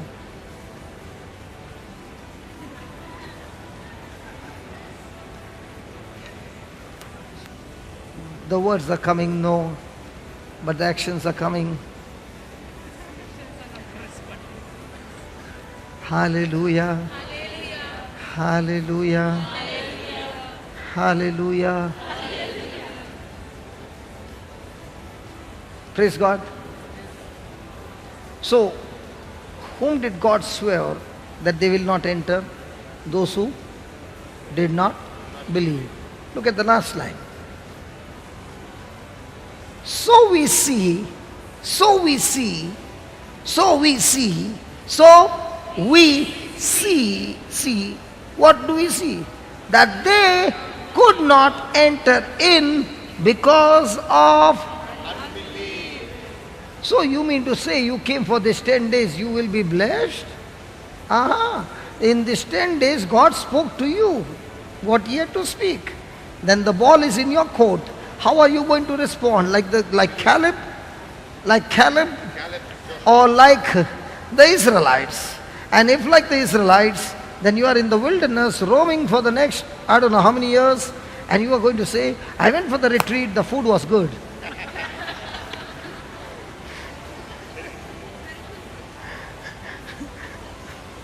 The food was really tasty. If you want to go for the retreat, at least go for the food. Praise God.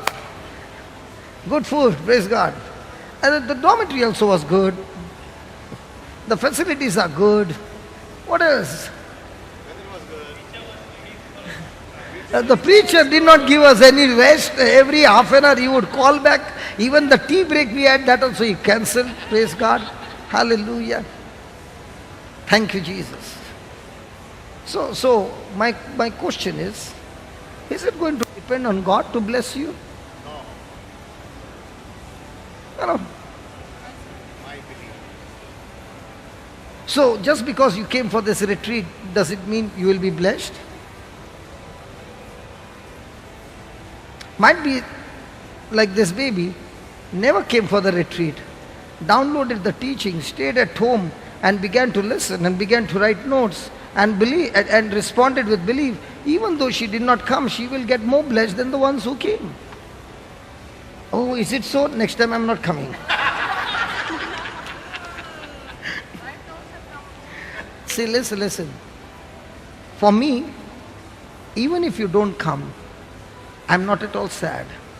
But if you can take the download, because everything that is taught, he put, God bless Ashton, before he shuts down and goes to sleep, he sees to it that he has done the editing, he has got those audio files. He will first upload the files even before he goes to sleep, before he shuts down, but he'll see that all the files are uploaded at night. Now he has done his part. I have done my part. The ball is in your court. But if you can download it, sit down and take notes.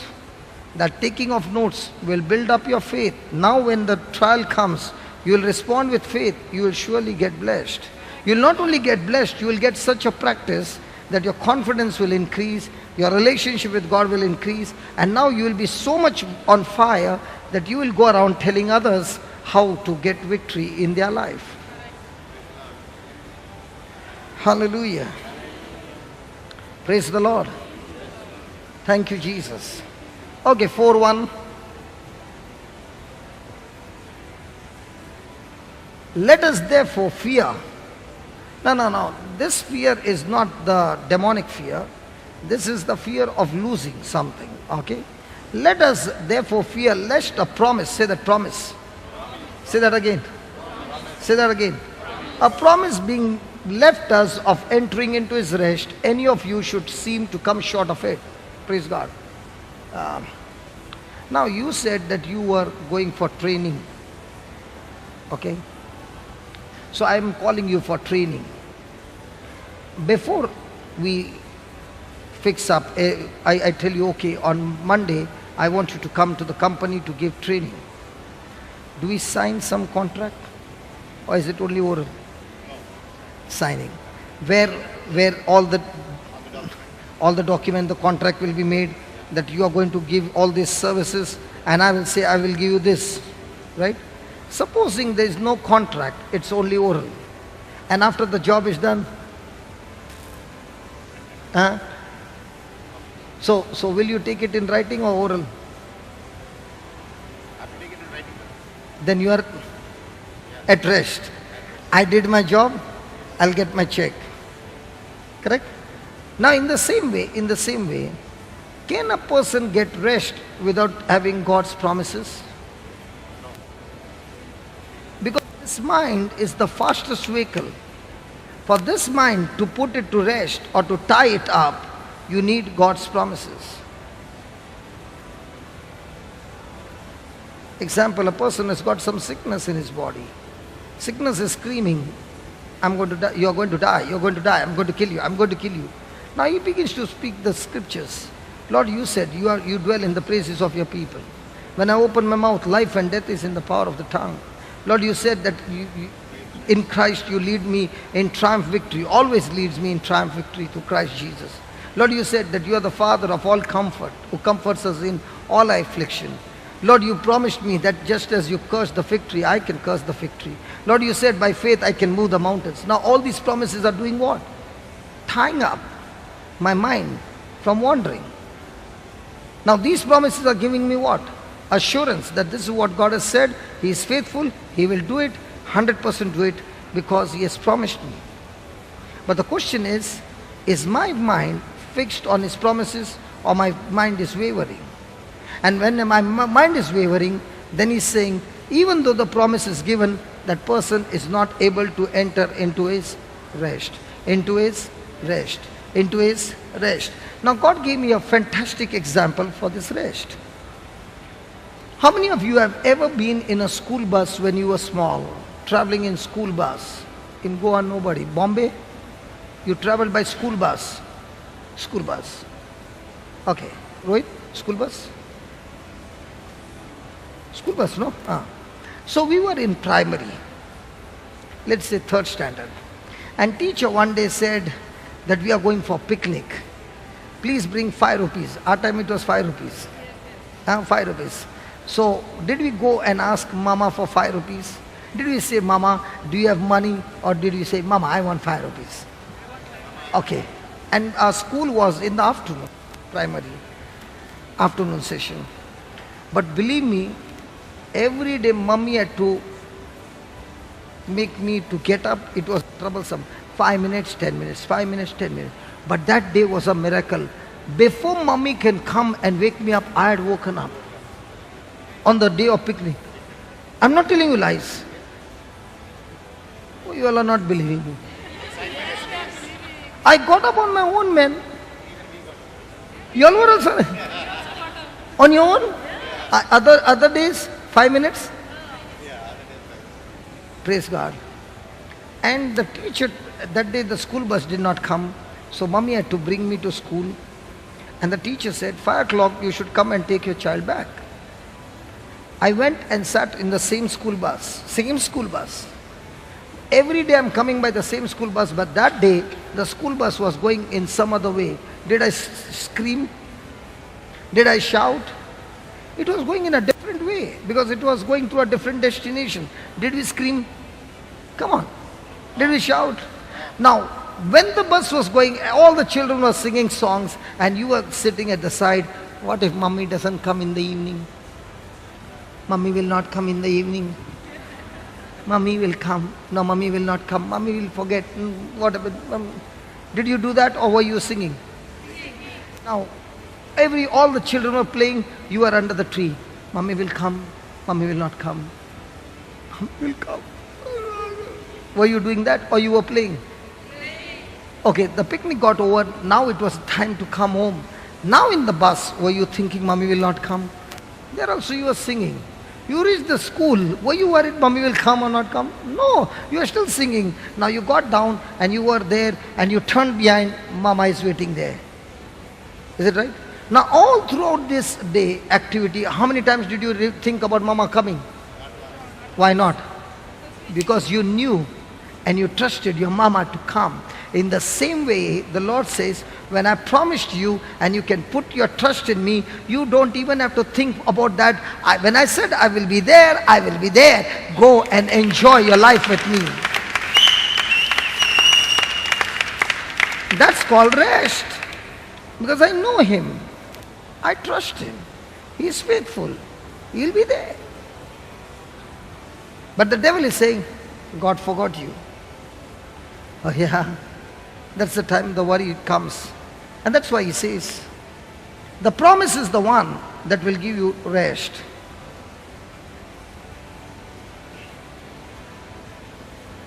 And I pray, he's saying, I fear that any of you should seem to come short of it. In other words, saying, I am worried about one thing, that I do not want any of you to miss of entering into His rest. Because when you miss of entering into His rest, that promise that He gave you will not manifest until you get into the rest. So what's your fight? Your fight is not getting the promise. Your fight is holding that promise and getting this one at rest. When the commentator says something, you tell the commentator, call the devil, shut up, and you open your mouth and speak those promises on his face. Now you're at rest. Next one.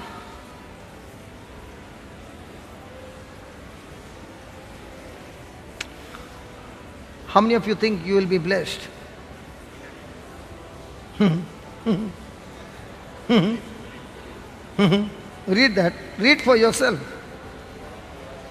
Slowly, slowly. For unto us was the gospel preached as well as unto them. But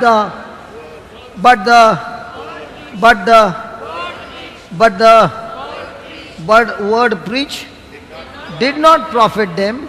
Why? Because they did not mix it with faith in them that heard it.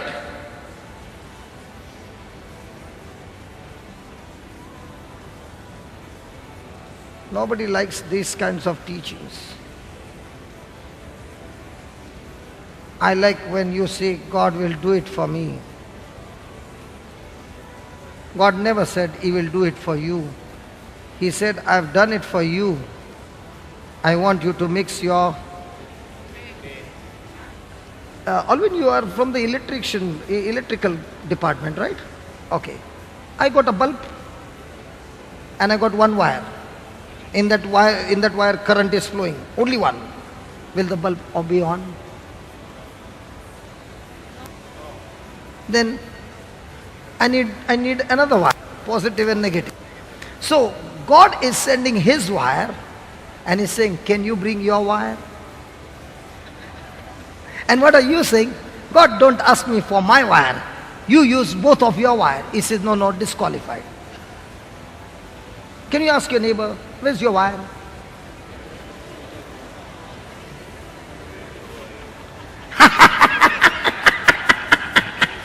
Now that's exactly what happened in the morning. We started the rosary and then I started telling that sister, say concerning worry and fear, what are those bundles of wires? Promises of God. And while saying those promises of God, some of them are reading. When you know what those wires can do, your eyes are fixed on them. I am the body of Christ, and Satan, you have no power, no place in me. And the next time he's putting some thoughts, hey devil, do you know I'm the body of Christ? And if I'm the body of Christ and Jesus is the head, how can that sickness remain in my body? Because this body belongs to Jesus. Devil, you have no power in this body anymore. Now what are you doing? You are taking the bundles of wires, because without those wires, the bulb won't on.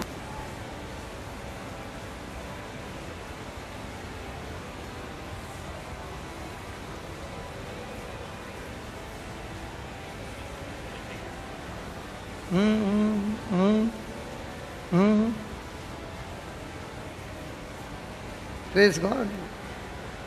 Where's the wire?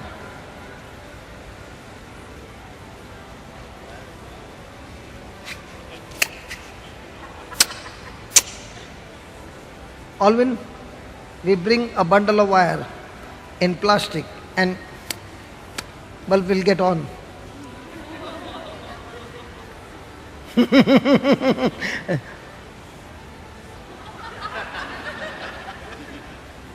Will it get on?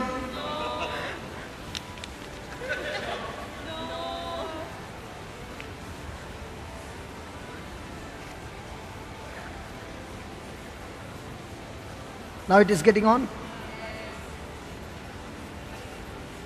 It's not getting on, it's getting connected.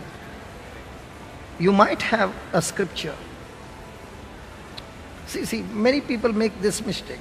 Many people make this mistake. Just because I say, by the wounds of Jesus I am healed, does it mean that I have faith?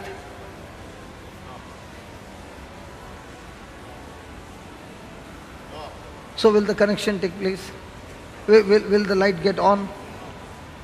So when will the light get on? When you say with faith and really believe, when the doctor's report is cancer and you say, no, Butcher, I don't have cancer.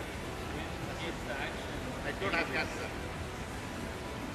That's My it. I action take the action. corresponds When my action also corresponds to that scripture. Praise God. Hallelujah. Not only my action corresponds, there's one more thing that has to be done.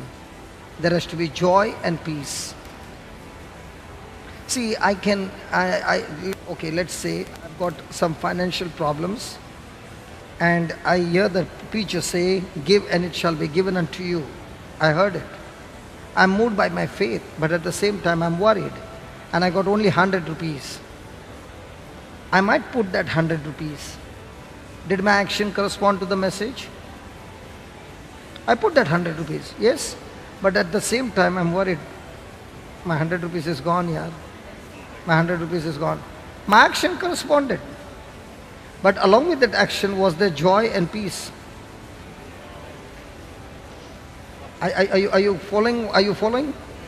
So I can tell myself my action corresponded to the message. I put 100. But at the same time, after putting, simply at all I put, man, that 100 was there, that also went. The preacher fooled me. He took my 100. Now, was there joy? Was there cheerfulness? Was there peace? So how do you know that you are believing? See, whenever somebody is believing, there will be two things. Joy and peace. Joy and peace. Okay, I will show you the scripture. Then we'll come here. Romans 15 verse 13. Alvin is all excited. He said, wow, nice. I got something new now. Okay, read that 15, 13. Now the God of faith. Now the God of faith. Now the God of faith. Now the God of faith. Now the God of faith. God of faith. God of faith. God of faith. God of faith. Which one is greater, faith or hope? Faith or hope? This is the biggest complaint that comes against me. Before you walk in, everybody are in unity. When you open your mouth and start speaking, there is always a division. Which one is greater, faith or hope? Okay, I will give you one hint. Did Jesus ever say your hope has healed you or your faith has healed you? So which one is greater?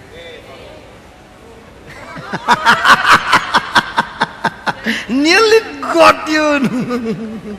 Which one is greater? Which one is greater? See, when there is no hope, there is no question of faith. You got to understand both the difference. Hope is your final destination. Hope is your expectation. Hope is your dream. You are imagining that I want this thing to happen in my life. That's hope, which is spiritual, which is invisible. Correct? What is faith? Faith is the substance used to convert hope into manifestation. Okay, let me put it in a different way. I want to construct this building. Okay? I want to construct this building. First, I will design the blueprint of this building. That has become my hope. Now, even though I have this hope and I have the workers working for me, but I don't supply the raw material, will it happen? So when I supply the raw material and the workers use the material according to the diagram, will one day this whole thing be done? So the raw material of iron, cement, bricks, all those raw material that I supply helps me to bring that hope into reality. So that cement, rock, steel and all that is your faith substance. Did you get that? Did you get that? So what is faith? Faith is only the substance, the raw substance, which is used to bring hope from spiritual to real. Did you get that? And where do you get this faith? Hearing Or and hearing the word of God. hearing by the This faith comes or gets produced or gets manufactured. I can put it this way. Manufactured, or I can say it this way. Just like a farmer who grows crop, in the same way you and I are now growing our faith by hearing and hearing by the word of God. Praise the Lord. Why that by the word of God? Why by the word of God? You did not hear this teaching? Okay, I'll explain to you. Just put that, Baba, and then we'll come back. Romans chapter 10, 17. It's a revision, no? But revision is good. Revision is good. Okay. So then, faith,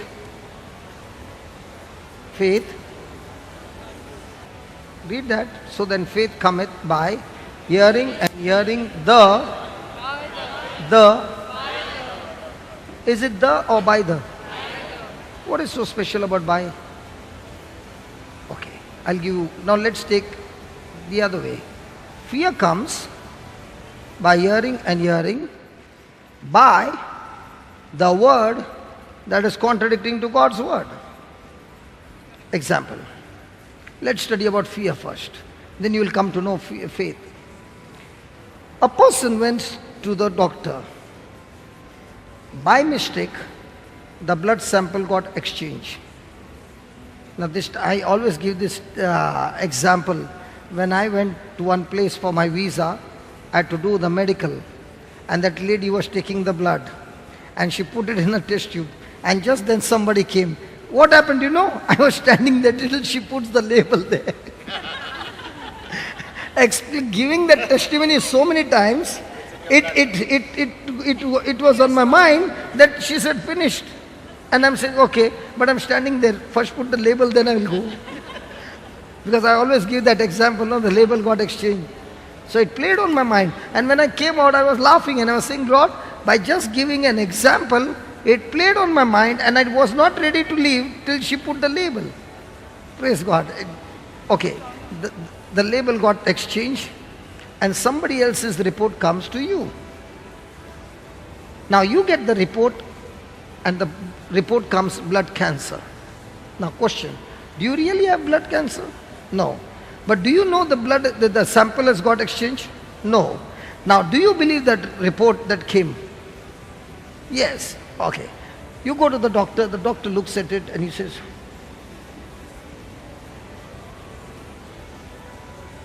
with all that expression, what happens? Now he says, you got only 2 months to live. How many months? Now, you are walking out of the clinic. Are you coming? Yeah, bye. In 2 months I'm going to heaven, man. Praise God. Yeah. Woo! This is 1. 2. Is the doctor walking with you? Yes. Doctor is walking with you? Is the doctor's word walking with you? Yes. Now, he said it how many times? How many times are you hearing? That hearing is called by, hearing by, hearing by, hearing by.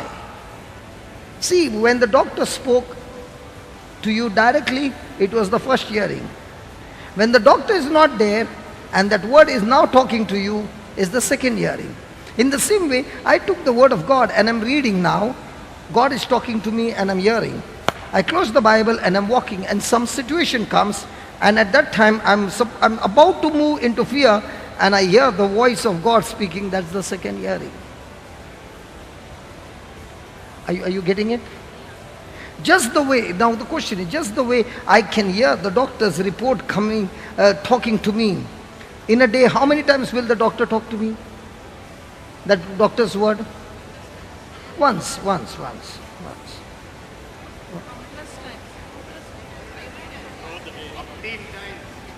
Will the commentator talk? Will the commentator only talk about blood cancer or will talk about your wife, your children, your job, your future, your next generation, everything? Now, by the time you go to sleep, what is your condition? But do you really got cancer? Now, did you develop or did you grow fear? Now, is there a difference between the level of fear that the first time the doctor said and at night in a condition that you are? Is the level of fear the same or it has grown so much? So, can you grow fear? Yes. In the same way, if you are hearing the word again and again, now are you growing your faith? Come on, are you growing your faith? And if you're growing your faith, now do you have the raw material to supply to your hope? So many people have got hope, but they don't have the raw material. What is that called? Wishful thinking. It remains the wish which never comes to pass. I wish I would have a retreat house. And it remains a wish. Why? You never grew your faith. So like a farmer, every day, do you need to labor? Hello, do you need to labor to grow your faith? Yes. And that's why God said to Joshua, meditate on my word, speak my word day and night. What was he doing? Growing his faith. And what did that faith do? Gave him the power to bring invisible things into visible, unseen things into seen. Is that clear? Hello. So which one is greater? Because when you have hope, faith will supply the substance and bring that hope into reality, into manifestation. So when there is no hope, there is no question of supply of currency. See, you have a raw material, but you don't have anything to construct. The raw material will be there. After 2-3 years, it will get rusted. So what do? We like farmer grow our faith. And we grow our faith to do what? To help others by using our faith selflessly. But most of the Christians use faith selfishly. I want a Ferrari car. I want this thing. I want that thing. Using their faith to fulfill their worldly desire. Hosanna.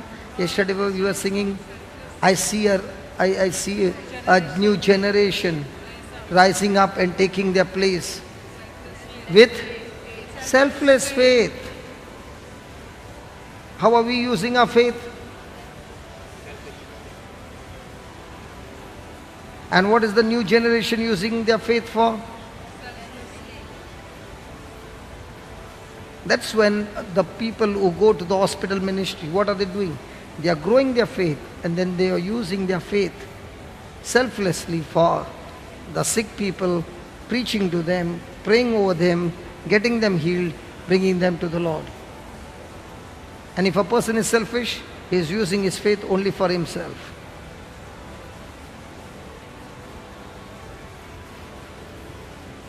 Did you understand now? Bye. Okay, now put that Romans 15:13. Now the God of faith. Why not faith? Why not faith? Why not faith? Brother Edwin, faith is given by the word of God. I agree with you. Romans 12 verse 3. Agreed. It is given only a measure of faith. To everybody same. But then comes the time that you got to grow your faith. Everybody is given the measure of faith. The same measure. But then everybody is not growing the same faith. Then it's our responsibility to grow our faith. Now, why is he called the God of hope? He's called the God of hope because he's a God who is talking to us in a hopeless situation and saying, I know your case is hopeless, but I am a God who can give you hope against hope. Example, Abraham is 99. Sarah is 89. All their life, they never had children. Sarah never had children. Has she passed a childbearing age? Yes. Now, is there any hope? Come on, is there any hope? No hope. When she was young, she did not. Now, what makes you think after she's become such an old lady, she will have? But what did God do? Hoping against hope, He gave them hope.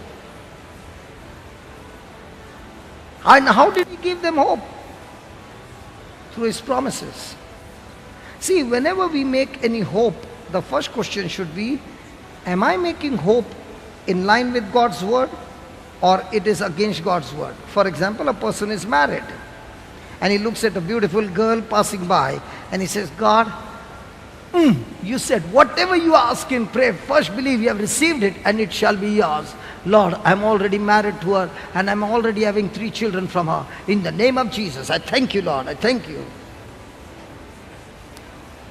Now, was that hope according to God's word? It's got disqualified. That's not according to God's word. So when we make a hope, first question is it according to God's will? Is it according to God's word? Praise God. And He says, He is a God of hope. Praise God. So when He gives you a hope, He gives you a hope through His promises. And when He gives you a hope, what does He say? The God of hope, what? Fill you with joy. Fill you with joy. So how does all people gets filled with joy and peace? See, the God of hope, is He able to fill everybody with joy and peace?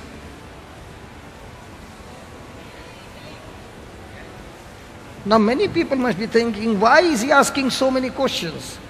Are you annoyed because I'm asking questions? No, we learn better. We learn better. We learn better. Okay. Question, will God fill everybody, all His children, with joy and peace? Come on, yes or no? No, He's given it to everybody, but only people with faith will get it. See, you are in a hopeless situation. So the God of hope gives you hope. Now, will He fill you with joy and peace? Yes or no? No.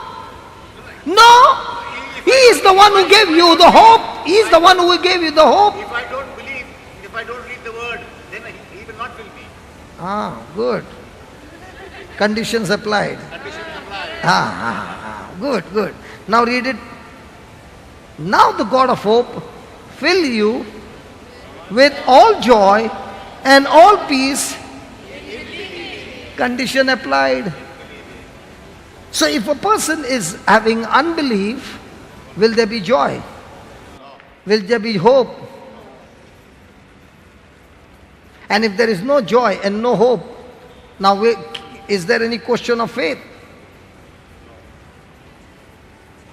So, will that hope ever come to manifestation? Where are you? Back to USA?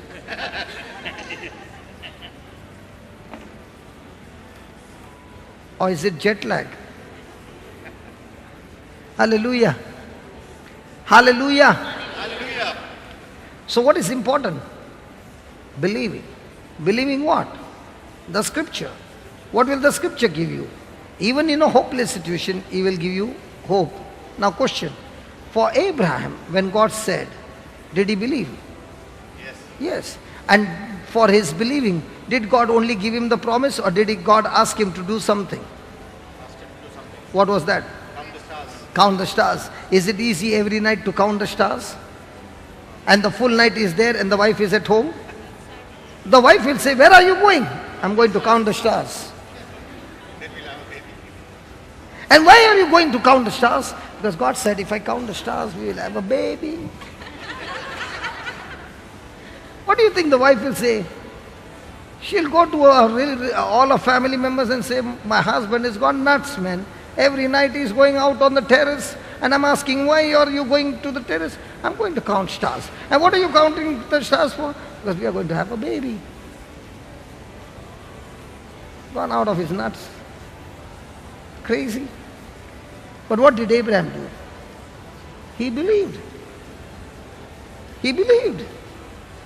He believed. He believed. He believed. The more and more you are operating in believing with joy and peace and taking those promises and tying them all around your hope, again and again speaking those promises, and every time the commentator says something, the devil says something, you open your mouth and you speak those scriptures and you say, God, you said it, I am believing, Lord, I am praising you, I am joyful, I am at peace, praise God. Now what are you doing? You are supplying the substance called faith, and that faith will go and bring that which is spiritual into reality. In other words, what we read in 2 Peter 1:4, it's a spiritual fishing.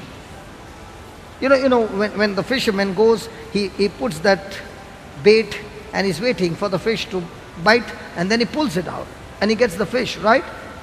Come on, can he see the fish from the top? Sometimes he can see, but most of the time no. But is he putting it by faith? In the same way, your promises that are coming out of your mouth are putting the fishing hook with the bait called joy and peace, and with their mouth it's going on a throw. And now when you're going on doing it, there comes that promise of God which is spiritual onto that hook of joy and peace and bites it, and now you're pulling it out, and now you're doing spiritual fishing from invisible to the visible.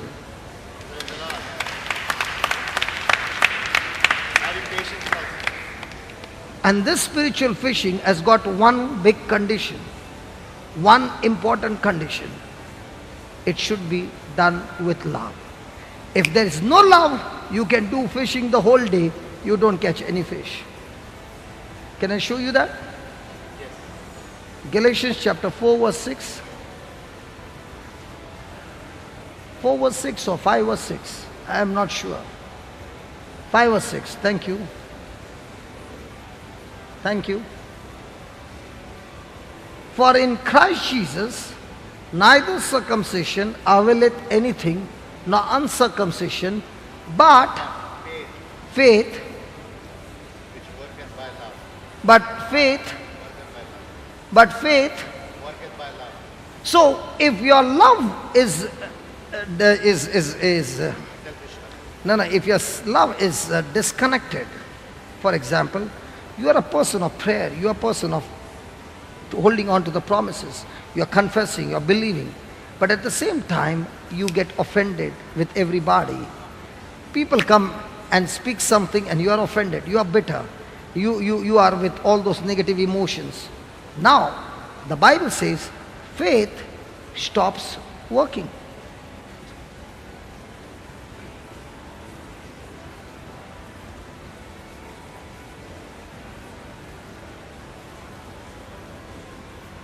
It's like you got a whole house with all wonderful gadgets in the house,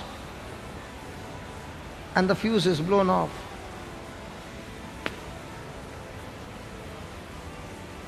All expensive gadgets, fuse is blown off. Will anything work? Can you ask your neighbor, how's your fuse this morning?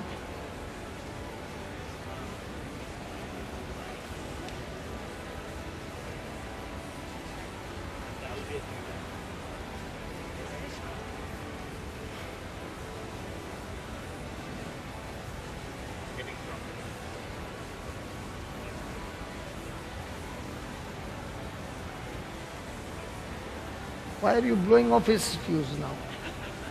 What are you going on telling him? You are preaching something to him. What did she preach?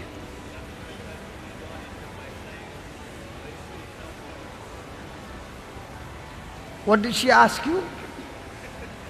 What did she ask you? Is it in the pipeline? Means? What's the pipeline?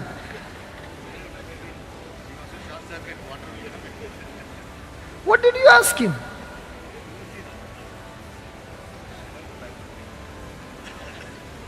What did you ask him?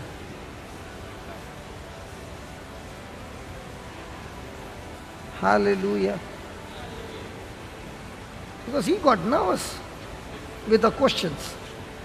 His faith which was coming up became... then I realized something is going wrong. Don't put him under pressure. He's a good boy. Hallelujah. Thank you, Jesus. Okay, we take a break for 5 minutes and we come back. Just give 5 minutes break.